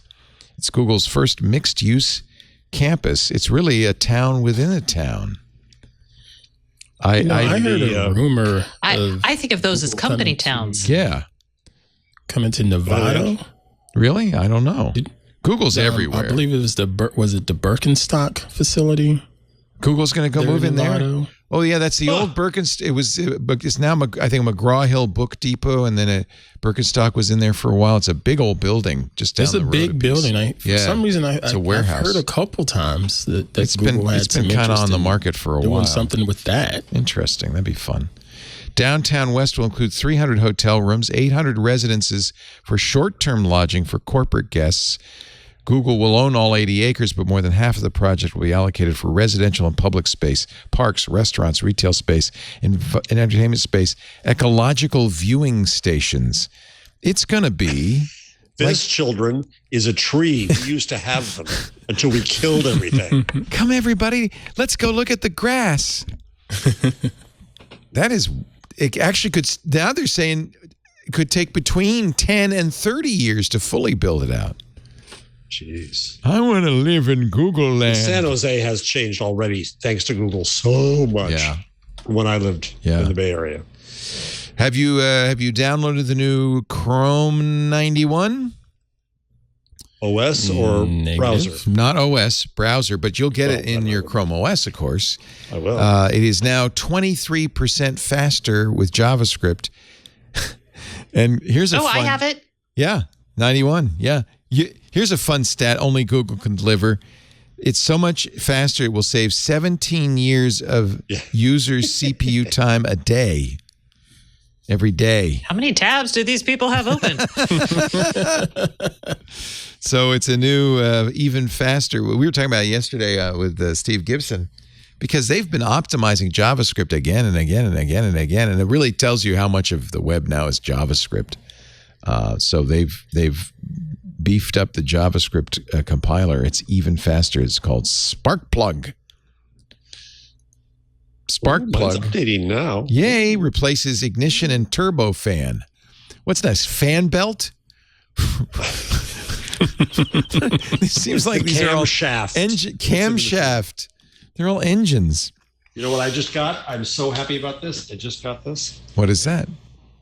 It's beautiful. It says the Linotype manual. Linotype manual. Is that It's a the operations republished manual? So it's not the for original, a though. It looks like somebody reprinted it. No. This was later. This was from some Brit. This is how the justification occurred. Wow. You can't see it. So would actually have been read by a Linotype operator? Well, it's impressed from J.R. Jones in Bushley, Hertz. Oh, I love Bushley. United Kingdom. Have you ever been there? No, Fabulous. Don't no cookies though. No cookies. Not Why allowed. Google is about to. I hear somebody eating cookies. I may be wrong, but I think somebody No more just cookies. took a bite They're of outlawed. cookies. Stacy. No, I have no cookies. Who is crunching? I don't know. Wasn't me. You heard the plastic wrap on the. You may have heard. Yeah, you may have heard. No, the it's not like a. No cookies. I was contemplating it though. I was like, when you're like, who has the cookies? I was like, I was just thinking about cookies. I should have cookies. I do have popcorn here, but I haven't been eating it during the break. Why do you put popcorn in a trash can like that? Star Wars trash can. This is not a trash can. What is that? Is that your popcorn bucket? Oh. Yeah, it's my popcorn bucket. I just got the notification, official answer from Facebook. No change in status. We think someone may have just realized that they can still see his old posts. Well, we know that. Yeah, that's never still changed. blocked. Okay. None of the violating content is back up. Okay. Okay. All right. Yeah, it's interesting. Where's mine? It just stops January 6th. Boom. Both Instagram and Facebook. Boom. Google is about to settle with the French. Google it's an antitrust case. A French investigation alleged that Google's ad server favored ad exchange. There've been a lot of people investigating this kind of self-dealing that goes on in the Google, because Google both sells the ads and buys the ads from itself, and it's a very odd thing.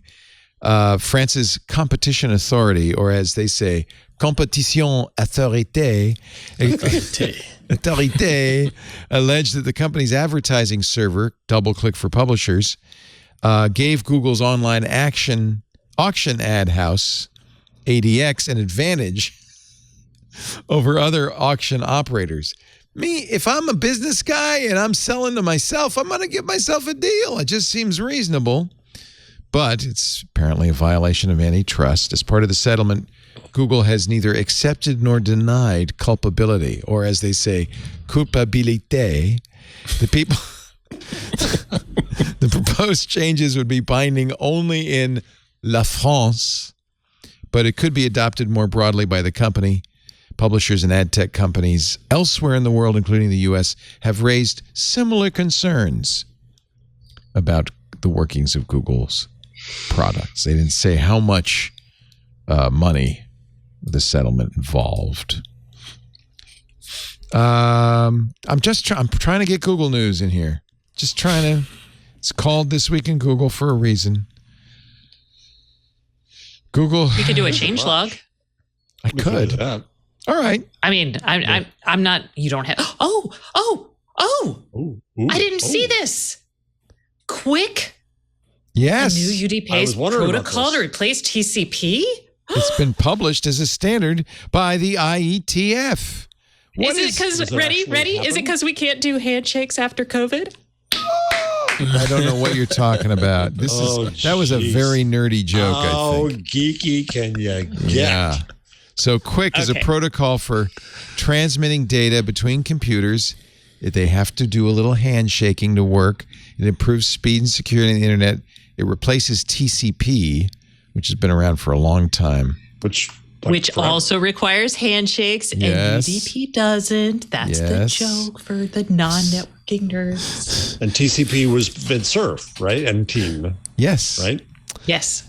Quic has been in public development for 8 years since Google first announced it as an experimental addition to the Chrome browser, but the IETF says, I like Quic. It is the new internet standard. So is it actually going to be in I use? missed this story. I'm so excited. I need to talk to someone right now. Talk to me, Stacy. Quic is designed to do the same things TCP does, but better. TCP, as you know, is resilient and has a whole NAC process that requires a conversation between servers. UDP does not, and it looks like Quic is going to use UDP. But the problem, of course, with UDP is it can't recover lost packets. It doesn't even know those packets are lost. It just goes on. Quic does have a recovery mechanism outside of UDP. It's supposedly faster than TCP. In fact, that's what Quic stands for, is Quick UDP Internet Connection. But the IETF says Quic is not an acronym. So anyway, this is good. This will be faster. This gets the benefits of UDP, which is widely used for streaming because if you drop a packet, you drop a packet. You're not going to resend and do all of that.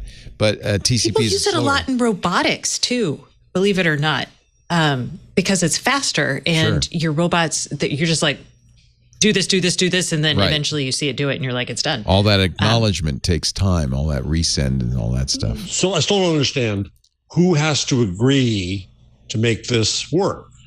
So if Google Chrome can do it, companies have to start implementing it. Right. So you have to see. How's that going to work? Will you have to have a backup of TCP and Quic? Because what if? Well, this is why I want to talk to people. Quic. Oh, like we're not people. Would it be the similar? Yeah. Would it be like NATs for IPv4 versus IPv6? I don't know, but I want to know, and I can find all of this out, and I'm really excited to. Oh my gosh, Basically, y'all! Here's the deal.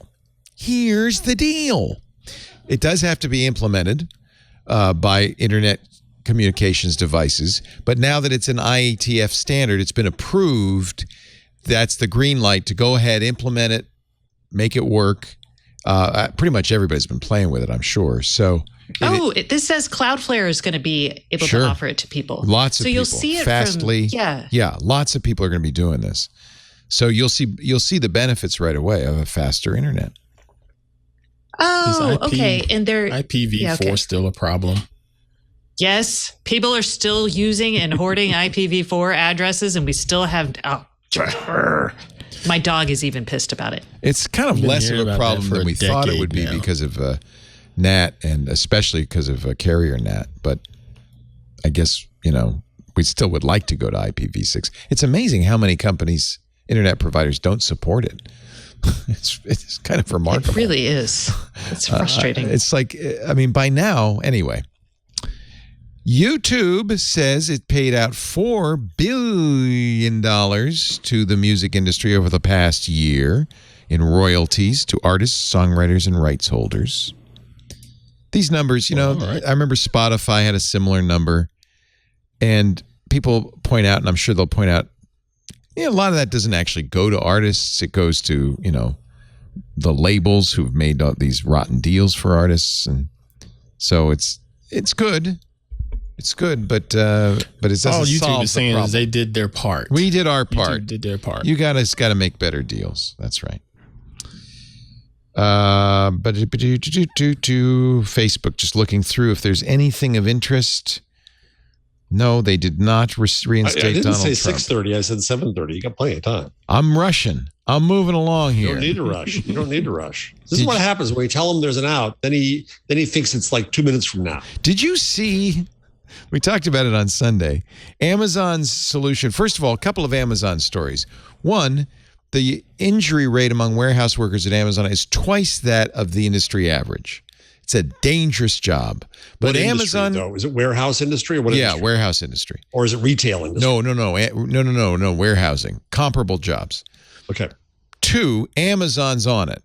They've introduced tiny ZenBooths for stressed out warehouse workers. If you get stressed, here, let's just take a look at with Amazon. I wanted to provide a place that's quiet. She's made a little phone booth. And focus on their mental and well-being.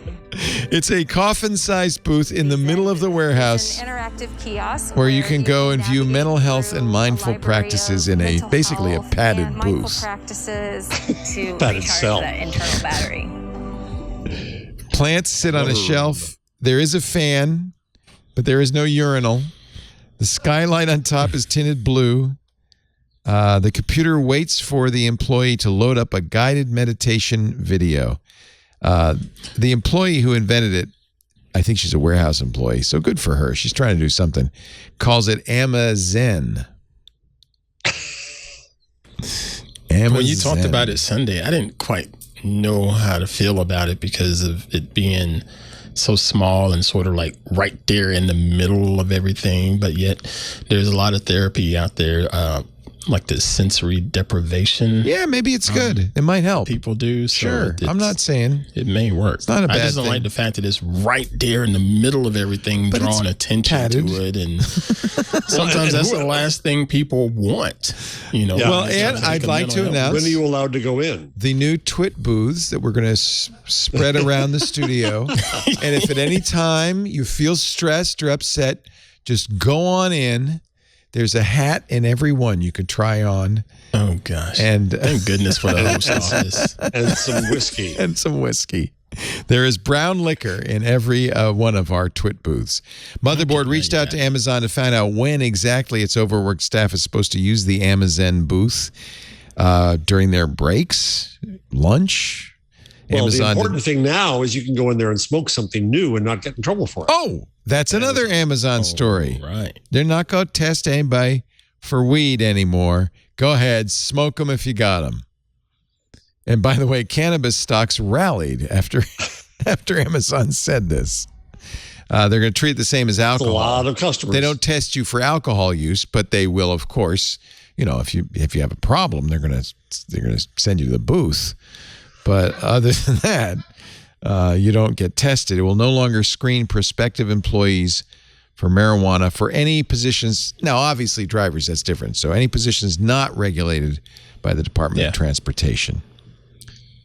This is just the way the country's going. I'm not sure I like it. I'm not a big fan, frankly. I don't know. I'm fairly conservative as well as fairly liberal, but I've always thought it was odd to see these drug tests at different corporations. Yeah, like who cares if you get high at night and you're working in a warehouse at Amazon? That but seems they silly. would go out boozing after work, Right. and it was no problem. You know, so- Or when I worked at Time Inc. during work. Yeah, sure. The three martini I've lunch. had some of those myself. Yeah. You know, we'd have our lunch meeting, if you will, which lasted half of the day, the second half of the day. But you know, there was never any testing for how much alcohol we may have consumed. You know, but there was that test for other drugs. Amazon has also changed its contracts with employees. It used to, as many companies do, in fact, ours does, require in the contract that you resolve disputes outside the traditional court system using arbitration. Arbitration, right? Saves money, saves time. It's fair, I think. But it turns out this has backfired on Amazon. There are 75,000 outstanding arbitration demands. So now they're saying, oh, screw it, just sue us. It didn't really. It'll cost you more. Yeah, fine. You can afford it. Plaintiffs' lawyers flooded Amazon with more than 75,000 individual arbitration demands on behalf of Echo users. I think Amazon decided a class action lawsuit might be a lot easier.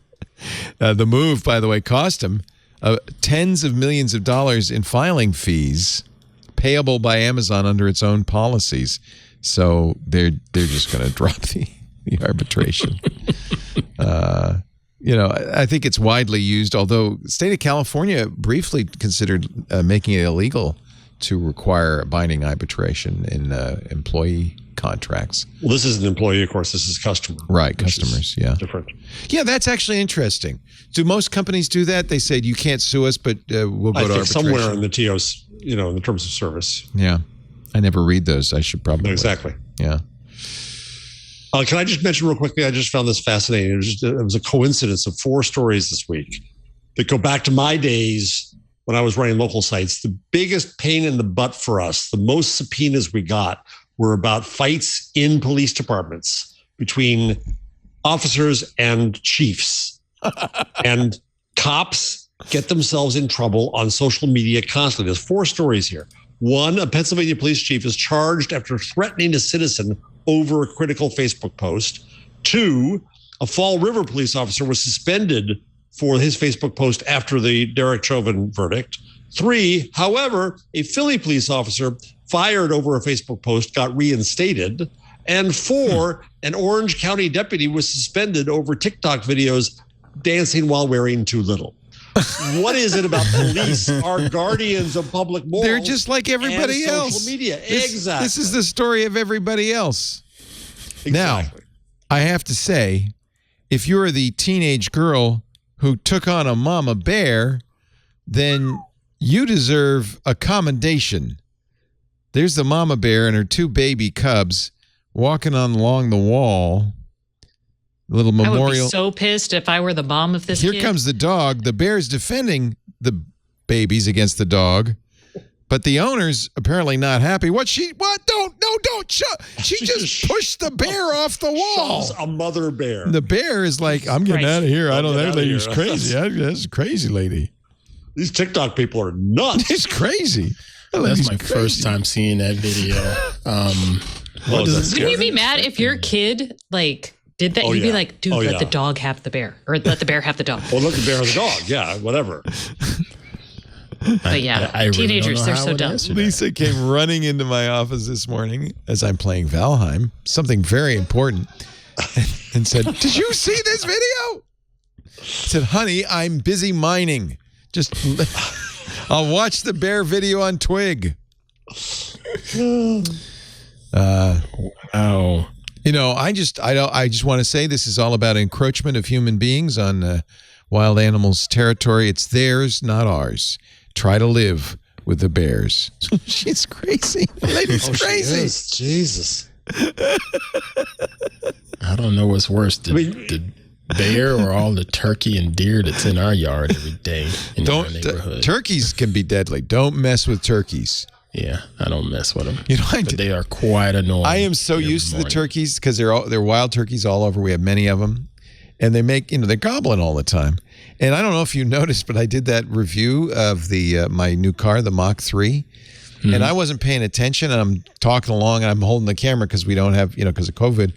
And I'm watching the review. There's a turkey gobbling madly in the background, and I don't know. You can't see it, so I'm wondering if people think. Nobody said anything. Like, Leo's hungry. Did Leo stick a turkey gobble in that?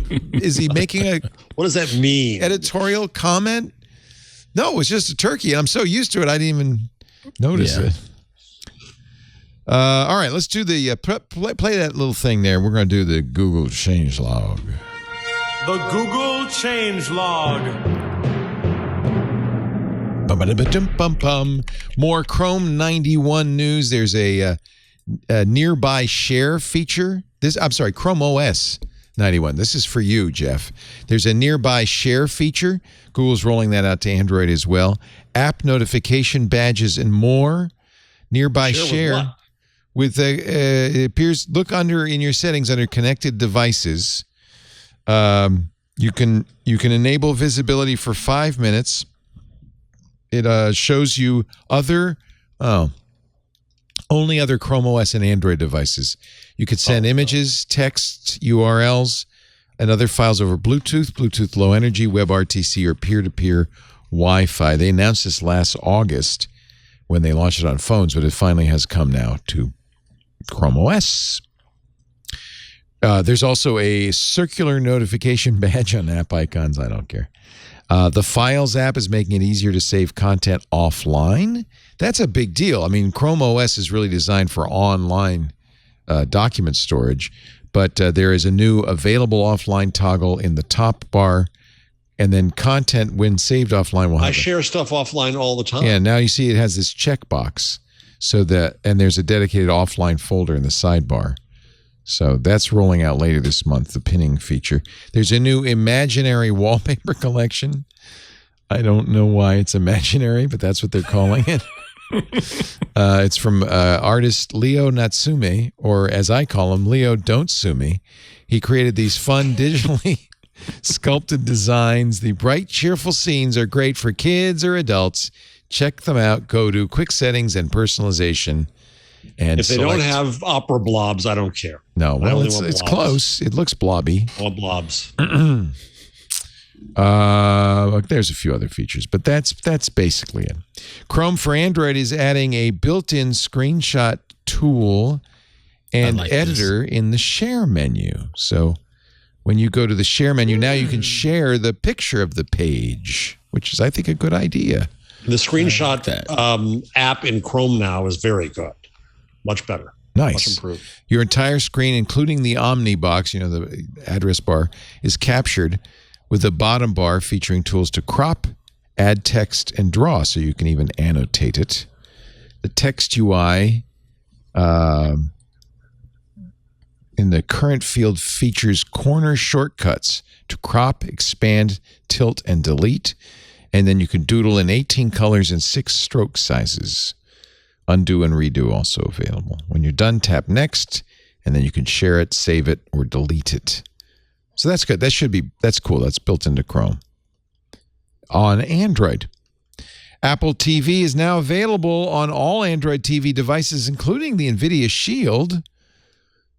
I have to say, I've used Apple TV on non-Apple devices. It never seems to run quite as well as it does on Apple devices. But still, why would that be? Yeah, I wonder why. Is that planned? Yeah, I don't know. I've only used Apple TV on non-Apple devices, so I'm like, now what is the experience I'm missing? No, it's fine. I won't tell you. So if you watch Ted Lasso, you can watch it now on your Shield or your Google Chrome device, your Android TV device. Sony Bravia TVs. Actually, it's been on Chromecast with Google TV, the new Chromecast for some time. Oh. Google Search is adding a Pride Month Easter egg. So go search, let's do it, google.com. Search for Pride or Pride Month and see what happens. Confetti! Woo! Woo-hoo. It's a party! Woo! Woo! Very nice. And the heart in the knowledge box is a beating rainbow. Isn't that pretty? Kudos, Google. Yay. Google is rolling out a weather frog. If you've got a Nest Hub or Hub Max, which I do, you will now have a new clock, the Weather Frog Clock. I guess you could say, hey, who, change photo frame. You could do it in the app as well. The Weather Frog, I guess, tells you, it's the same frog that's on if you go to in your Android phone, if you click on the weather icon. It's that frog? Yeah. It's that frog. Same guy. Like my frog today, same frog. Yeah. Oh, he's enjoying a sunny day. Let me see what my frog's doing. I'm just curious. I don't even know. I've been outside. He could be picnicking in an open field while gray clouds hang above. He could be splashing in puddles while wearing a yellow raincoat as it pours. I don't get a frog. I spent a lot of time with this frog. Where's my frog? I want to know a lot about the frog, actually. Oh, you got the frog I'm irritated. too? I've got a frog. Oh, let's get the frog. And it's wearing a mask below its mouth. As a chin. But it's outside. Well, it's eating. Outside. I don't care. Well, that's not good. Don't do that. He's been masked normally. I think he's within CDC. Basically, the frog listens to the CDC. It still pisses me off. Okay, He's outside and eating. Has the how do I pulled get down the and he's frog? eating. Yeah, like Stacey I'm tapping the temperature at the top of the screen, right? That's why you got it. Yeah, and then I get this stupid thing. There's no frog. Yeah, swipe up. Oh, swipe up for frog? Do you not get the frog at all? No. No, I get the You frog. have- Oh, you there's a have the frog.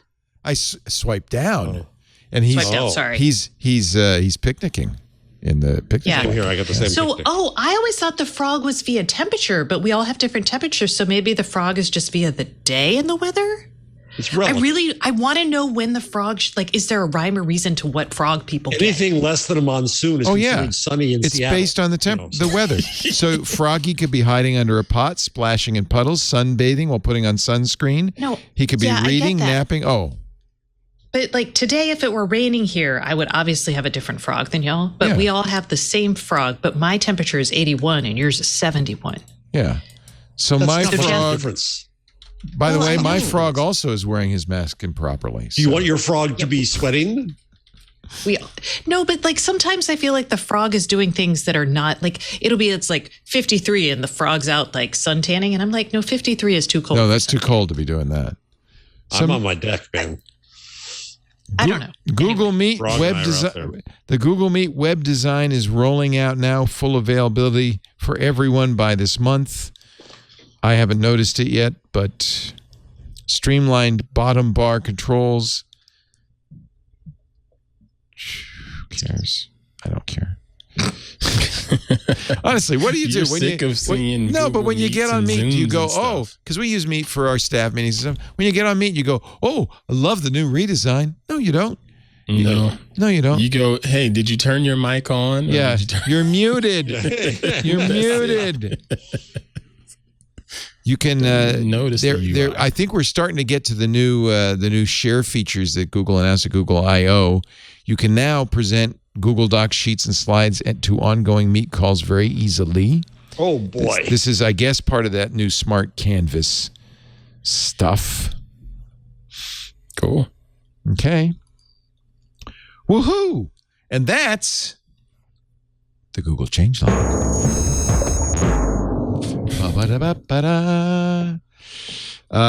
You can now buy Dogecoin on Coinbase. You excited? And the price was going up as a result. Sure. Everybody wants Too it. late to buy. It's the meme coin.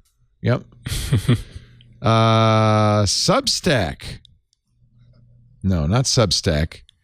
Stack. I know. I thought the same thing. Stack Exchange. Stack Exchange? Got sold. Stack Exchange. Thank you.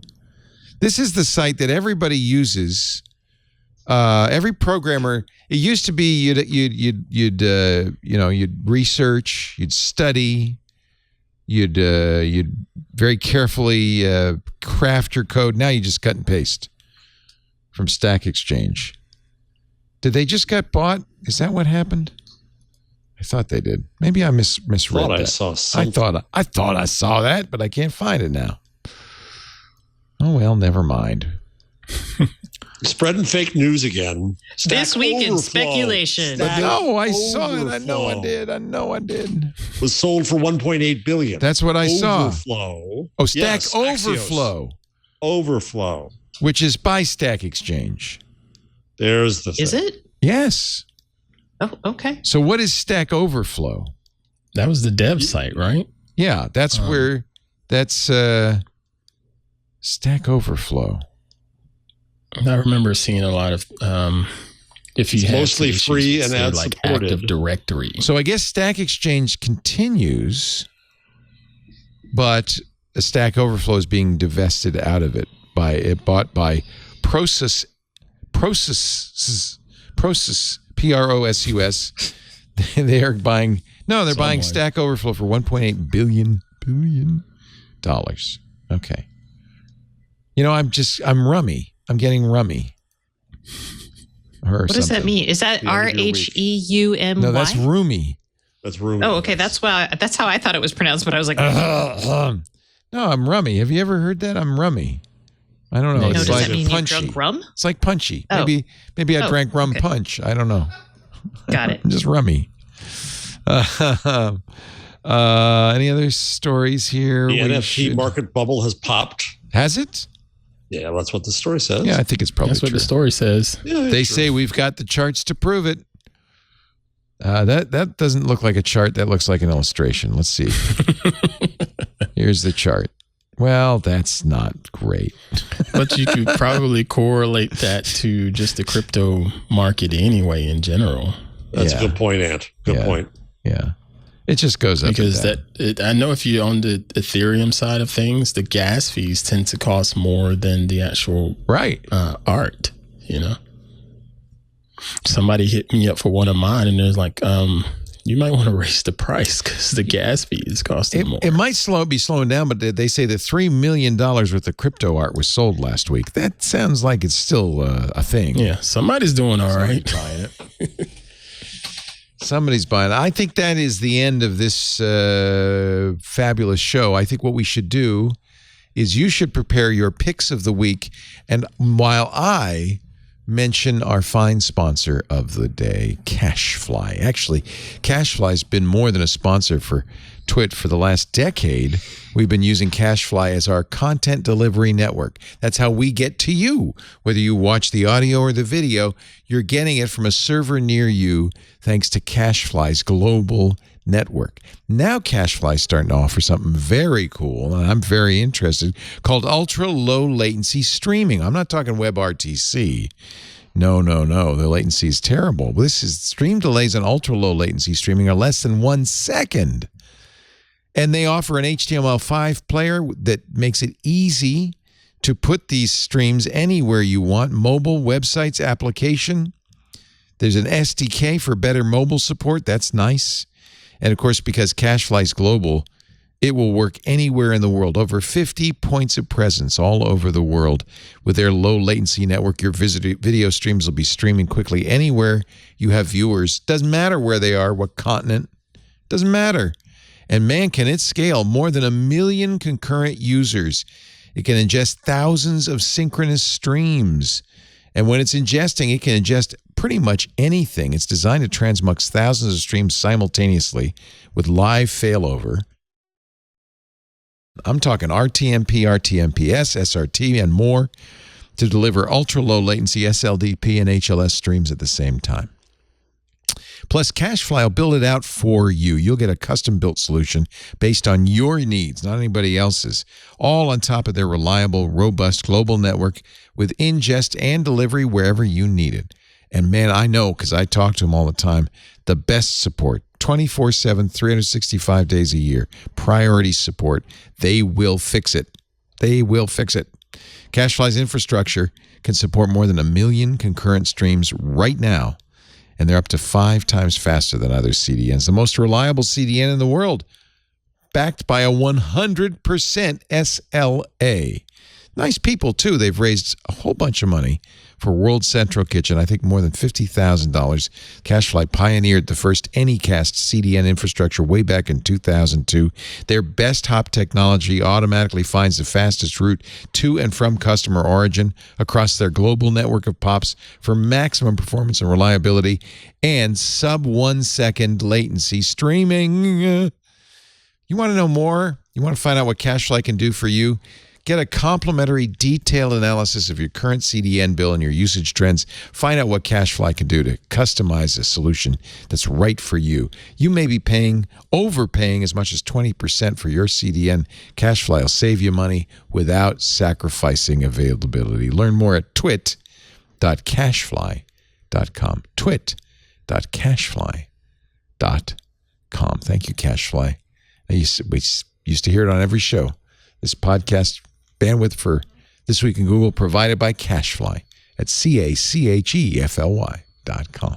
Thank you, CashFly. How about Stacy's? Podcasts you trust from people you love. Yeah, we also used to say that. Now it's podcasts because I realized no one knew what the hell I was talking about. What's like this websites netcast and social media, right? Yeah. I tried to get people to call them netcams, not webcams. That was a failure as well. They're not webcams. They're netcams. They're on the net, not the web. It's hard, man. It is. Well, and you know what? I've realized you just got to go with what people know. If they understand it, that's all that matters. It's language. Their language. Yeah. Stacy, what do you got for us this week? Oh, I have beach reading for y'all. Beach reading.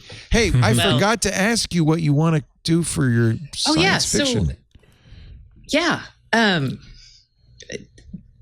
Science fiction, I realized because I was trying to figure this out, right? Yeah. Science fiction's hard because everything's part of a series. Yeah, that's a good point. So I was like, do I launch, like the latest Murderbot book is a series, but it's short.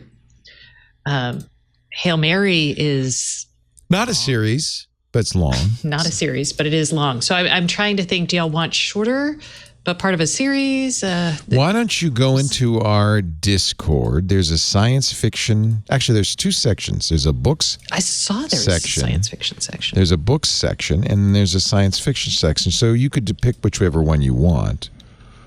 Okay. I think books maybe because it's books, because science fiction could also be movies and TV shows and things like that. So maybe go into that the is books, true. go to the books section and just ask. You can even do polls in there. Ooh, I'll do a poll. Yeah, Okay. Yeah, because yeah. I was picking like books, and I'm like, well, wait Stacy wants to do a kind of informal book club. In the you can set up a stage, and like we have a stage open right now for the show, but you Yeah, and this come is talk for about Club books. Twit members, so you have to be a member of Club Twit. But that's just one more thing you get for $7 a month at twit.tv/clubtwit. There, I snuck a plug in. Nice So- work, sir. That's good. So your book could be an appropriate one for the club, except it's a series. Well, this particular book. So this is a book called A Memory Called Empire. And y'all, I really enjoyed this. It's book one of I don't know how many. There's only two books Two, out. it says, yeah. Yeah, but it's probably not done. This is probably hardcore science fiction. Looks good. Hugo Award winner, by the way. Yeah, it's a really good world building. It's basically, it's mostly political intrigue and drama. I feel like if you liked The Expanse, you would like this because Yes. the science fiction part of it is less like it's not. There are some space opera aspects, but that's downplayed a lot by the politics of it. So, and there is a chunk about like one of the cultures involved is really all about like epic poetry. So there's some weird digressions about epic poetry, but you could just ignore that, or you can read it and enjoy Tell me it. how you liked my poems. It's a weird. It's kind of a little weird, but it fits with the world and it doesn't really bother. Are you reading it Linguistics as a and book language or are- listening as an audiobook? So I listened to the first one as an audiobook and it was good. And then I read the second one. Which So would you I've done- recommend? Which did you like better? I like reading. I want to because do more Kindle books because I want to do more annotation and notation. And it's easier. It's hard with an audiobook to do that. I read so much fast. I mean, like I read this book Yeah, in like 8 that's true, hours and too. an audiobook was Yeah. like, I mean, the audiobook was 18 hours. Right. Even if you speed that up, it's still a commitment. So, I mean, it's your call. The audiobook is nice. The reader. Yeah. I could The play reader. I could play a for the little bit and so you can hear her. Between a handy sun and its nearest useful planet. The largest of a string of mining stations that make up this small region of space. It does sound like The Expanse. Wow. Mining stations. Yeah. Wow. But it's very different than The Expanse. So it's not, but yes. But I really enjoyed it. So I'm I'm gonna going buy to it right recommend that now. as I'm just your trying to beach decide if reading. it should be audio or Kindle. I think I'll do the Kindle. It's nice to have something on my Kindle. I will say the names, as in all science fiction, maybe not all, but many science fiction books. I appreciated the audio simply because I was like, Yeah, how do you pronounce Oh, this series? that is not Texcalan? what I thought that was. They call it Texcalan. Texcalan? They say Texcalan. Teixcaalan. Sometimes though in sci-fi with the audiobooks, when they drop you right in, you're like, what's going on? Yeah. Because there's so many made up words and Yeah. things, and you're like, I got to orient. Yeah, Anyway, yeah, I know what you mean. so that's, both of these books Buying I it enjoyed right now. tremendously. Just they bought stand it. alone. So I love enjoy. sci-fi, and it sounds like something I'd really enjoy. So thank you. A Memory Called Empire by Arkady Martin. Yeah, she's a professor of like Byzantine history. Oh, even better. I love that about her. It is the first of two. The second is A Desolation Called Peace. So I like where we're going with this. She's a speculative fiction writer and as Dr. Anna Linden Weller, historian of the Byzantine Empire and city planner. Oh, this isn't her real name. Under both names, she writes about border politics, rhetoric, propaganda, and the edges of the world. She grew up in New York City, Turkey, Canada, Sweden. She lives in Baltimore with her wife, Vivian Shaw. There you go. Hey. Yeah. And for Pride Month, if this is important, this is a writer who is prideful. LGBT. She's full of pride. Yay. And the characters are 2. So just in case you're worried. Yeah, I think it's important to read more diverse authors. So if that's like an agenda goal of y'all's. Yes. This is. I can't wait. I like her pseudonym, Arkady Martine. That's good. Mr. Jeff Jarvis, your number. All right, so I'm going to do a quick number, then I one other real quick thing. So New York Times story said that the rural-urban broadband divide isn't what you think of it. That 81% of rural households are plugged into broadband. Wow. 86% of urban. That's kind of higher than I thought. But what it also says in raw numbers, 4.6 million rural households are not connected, but 13.6 urban households are not connected. So it's really about a poverty gap, not a geographic difference. Oh, right. I think in that case, and it's fixable. It must be fixed. After the pandemic, how can we not have everyone connected? Yeah. I want to mention just one other thing, because Ant often, to his great credit, talks about, brings up issues of mental health on the show. After the Naomi Osaka pulling out of the French Open and the media result, the New York Times and the Telegraph go after her, but I think smart media like The Guardian realize that media have a role here. It's a friend of mine online. I've never met him in person, but I've known him for years online, named Thomas Bekdal. His Twitter is BAEKDAL. He's a Danish media expert. Did a really generous thread. It's the same word I would use for Ant when he talks about these things. I think there's a generosity in sharing, where he explains what it's like to have this kind of debilitating social anxiety. And I don't think we should call it a mental illness. I don't think we should call it a matter necessarily of mental health. We should recognize that people are different. And for some people aren't like us, coming out here and talking to the whole world every day and having fun and doing that. And that's not to call this normal and to call that abnormal, to call Naomi Osaka abnormal is wrong here. And she's trying to teach a lesson to a considerable personal sacrifice. So Thomas talks here about going through where he was told you've got to be an extrovert, and he forces himself to be an extrovert, and it nearly tears him apart bodily. And when he has to give a presentation, he puts up a video of a presentation and says, I look normal, don't you think? But he puts up his heart rate is going at 151 during that. It's made him collapse sometimes. It has real effect on him. And I thought it was a really generous thread to explain. I've got members of my family who have social anxiety who aren't like me, who's out here all the time. And I think it's important to recognize that people are different and they have different expectations of what they do and why they do it. And to force Naomi Osaka, who is brilliant and talented, to say that you must do this or else you're abnormal she's not the one who's wrong. Everybody who says that is wrong. So thank you for that little sermon. Yes. And you know what? There is a kind of through line. We need to celebrate our differences. Exactly. Yeah. That's what makes the world interesting. You wouldn't want the world to be filled with people like you. Well, maybe some people would, but not me.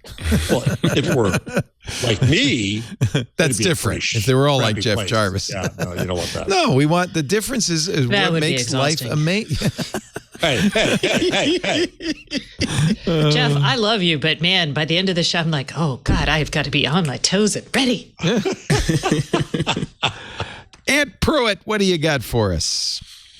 I have 2 series. First one is called High on the Hog. I got a glimpse of it during my vacation time, and it really just it it opened my eyes, but it also sort of pissed me off because this is a series by Netflix, and it's dealing with the American cuisine and how a lot of it is started based on African cuisine, and why things are so popular today, and going beyond saying that Southern food is just fried chicken and collard greens. There's other things out there, but it dove into, in one episode, George Washington's chef named Hercules. Never heard of the guy. Why hadn't I heard of this? But supposedly he was just an amazing chef, world renowned. Everybody loved him, but yet he was still just another black slave in the country here, and just doing what he needed to do. Another slave who invented macaroni and cheese. I got to point out, where is the single statue? Greatest food of all time? And speaking of macaroni and cheese, yes. It's funny you bring that up because I watched that episode Sunday. But Saturday afternoon, I was on Twitter, and our friend Matteo Donning, is over in Scotland. Yep. He sent me a picture of macaroni pie. Ooh. And I saw it, and I said, that's all I've ever known it as in my life was macaroni pie. Later on, it came out as mac and cheese. And when this show came on Sunday, they talked about it being macaroni pie. That's what he called it. It wasn't called mac and cheese because it was in in a casserole dish, and sometimes had a crust. And this is what my mom made. Macaroni pie. Yeah, that's all I she knew. didn't call it macaroni pie, I know. But that's exactly what she made, and it has that delicious crust because of it. It's so when good. I make macaroni, that's what I make here. Yum. But it was just little stuff like that I wish I had known back when I was in school, but nobody ever taught it. Nobody ever brought this stuff up. No. I appreciate Netflix doing this. And then the other series is Halston. Shout out to the month of June. I loved Halston. LGBTQ+. Oh my God, I loved Halston. That was a great series. I've always been interested in designers, whether it's fashion or artists. I love the relationship that he had with Elsa Peretti. I love Elsa Peretti and her jewelry and what she did with Tiffany. But if you watch that show, it is really. You are a man of well many talents. Yeah, your surprises. I had never heard of Elsa Peretti till I watched this. Then I became very interested in her. She designed. I have an Elsa Peretti necklace, Mike. Do you? I was like, that's why I married my husband, because he gave me one, and I was like, I get them from my wife. Yes. What? Exactly. All of the curves, most jewelry was sort of edgy and sort of, blocked off. But she focused a lot on nature and how things in nature are curvy and just. She created the famous Halston perfume bottle. Yep. That's a great moment in this show, by the way. Z14 as a high schooler. Wow. Did you slather it all over? Every now and then. It didn't matter. Girls still didn't like me. But I'm wearing Z14. Halston Z14. But yeah, those are my two picks. Good picks. But I definitely have to shout out the champ here in the household once again. All right, let's do it. Last week was just super proud for me and the family with our senior graduating high school. My mom flew over to the graduation and was able to see her grandson graduate. And then the track meet the next day was that boy right there in the red. Oh, look at him go. Oh, is he fast? Look at him go. Yeah, baby. Form. Wow. oh, Listen to Ant in the background, by the way. Yeah. 100-meter dash, he had a PR of 11.1. He had an unofficial PR of 10.9, but his unofficial. But the 11.1 was, I'm quite proud of him. But he also won the 200 meters, which was the next link, and got a PR in that. Super dad. You're shouting "get him," but who is it exactly you're getting in an event like that? Hey, all the opposition, baby. The other guy. Eat them up. And this is the 200 meter. Yeah, and he got stuck in a bad lane. He got stuck in lane 8, which is the worst. The outside lane. Get him! Okay, we got to get you some new slogans. Yeah, we got to get this. I want Ant shouting that for me when I'm like working. I'm like, get him. I'm gonna pretend like, okay, Stacey, you got this. You can do it. Good. Given 200 meters, he's just leading the pack. He's just going up, wait out. Look at that. And he also won the. I love the proud dad in the background. I just love it. That's really great. He really took off, man. That's awesome. And that is he also won the long jump. He had a personal best of 20 feet 8 inches. Look at that. And another parent was there to take photos and got this photo, and I wanted to share it, but I didn't want to say his name. And then he also took pictures of the 100-meter dash. Oh, nice. They're really, really father of hardheads, really good. Ladies and gentlemen, Mr. Ant Pruitt, right. Proud dad. That's right. Awesome. That is awesome. Mazel tov. Yeah. Thank you. Yeah. And thank you all for a fabulous show. We do This Week in Google every Wednesday afternoon, 2 p.m. Pacific, 5 p.m. Eastern. That's 2100 UTC. If you want to watch it live, you can at twit.tv/live. Actually, there's audio and video there. Choose your feed. Watchers live should chat live at irc.twit.tv. After the fact, you can download shows from twit.tv/twig. There's a link on that page to our YouTube channel if you want to watch YouTube. I know people sometimes prefer that. There's also a link to all the podcast clients or a simple RSS link that you can paste into any podcast client. That way you can just subscribe and forget about it because you'll get it every Wednesday the minute it's done automatically. And if that podcast client of yours supports reviews, please leave us a 5-star review. We'd sure appreciate that. For offline conversations, asynchronous conversations, they are online, but they're just not at the same time as we do the show. We have a forum at twit.community, and we have a Mastodon instance at twit.social. And don't forget Club Twit, which helps keep this show and all of our other shows on the air, keeps the staff employed, and keeps me playing Valheim. That's twit.tv/clubtwit to find out more. Thank you, Stacey Higginbotham. Stacey on IoT.com. That's where her newsletter is. It's free, and she doesn't track. So there. She also has a great podcast. But she comes down and irritates you like a duck coming down in Groucho Marx constantly. Everything has its price. Do that. Andrew is going to fix the newsletter. that. It doesn't happen. The newsletter, if you subscribe, I just gently pop into your email with like 3,000 words on the IoT. It's pretty impressive, really. It's like dropping a book on someone's desk. Pretty impressive. Thank you, Stacey. It's great to have you. Jeff Jarvis is also here. He's the director of the Town Night Center for Entrepreneurial Journalism at the Craig Newmark Graduate School of Journalism. Craig Newmark! At the City University of New York. Frank Sinatra called him a bum, former TV Guide critic. And he is not paid by Google. Just want you to know. No, I am not. Not paid by Google. Ant Pruitt at Hands On Photography. He's also on Hands On Tech. He's on this show every week, and he's a great person to have around. I highly recommend it. If you get a chance, ask him to shout, "Get him!" at you and see how Get it, goes. baby. Get it. I want to get some macaroni pie. That's what I want to get. Let me know. To make some macaroni next pie time you soon. make some, we'll invite you over. Brisket's on me if you bring the macaroni pie. Now that's a marriage made in heaven, exchange. isn't that? I like that idea, sir. Hoo-wee. We thank you all for being here. We'll see you next time on This Week in Google. Bye-bye. Get him. Get him. You know what's fun? Android. You know what's even more fun, though? All About Android. That's my show, Jason Howell, along with my co-hosts Ron Richards, Florence Ion, and we welcome guests on each and every week from throughout the Android ecosystem, developers, Googlers, journalists, people who are all geeked out about the Android operating system. We tell you everything you need to know. twit.tv/AAA every Tuesday. We'll see you there.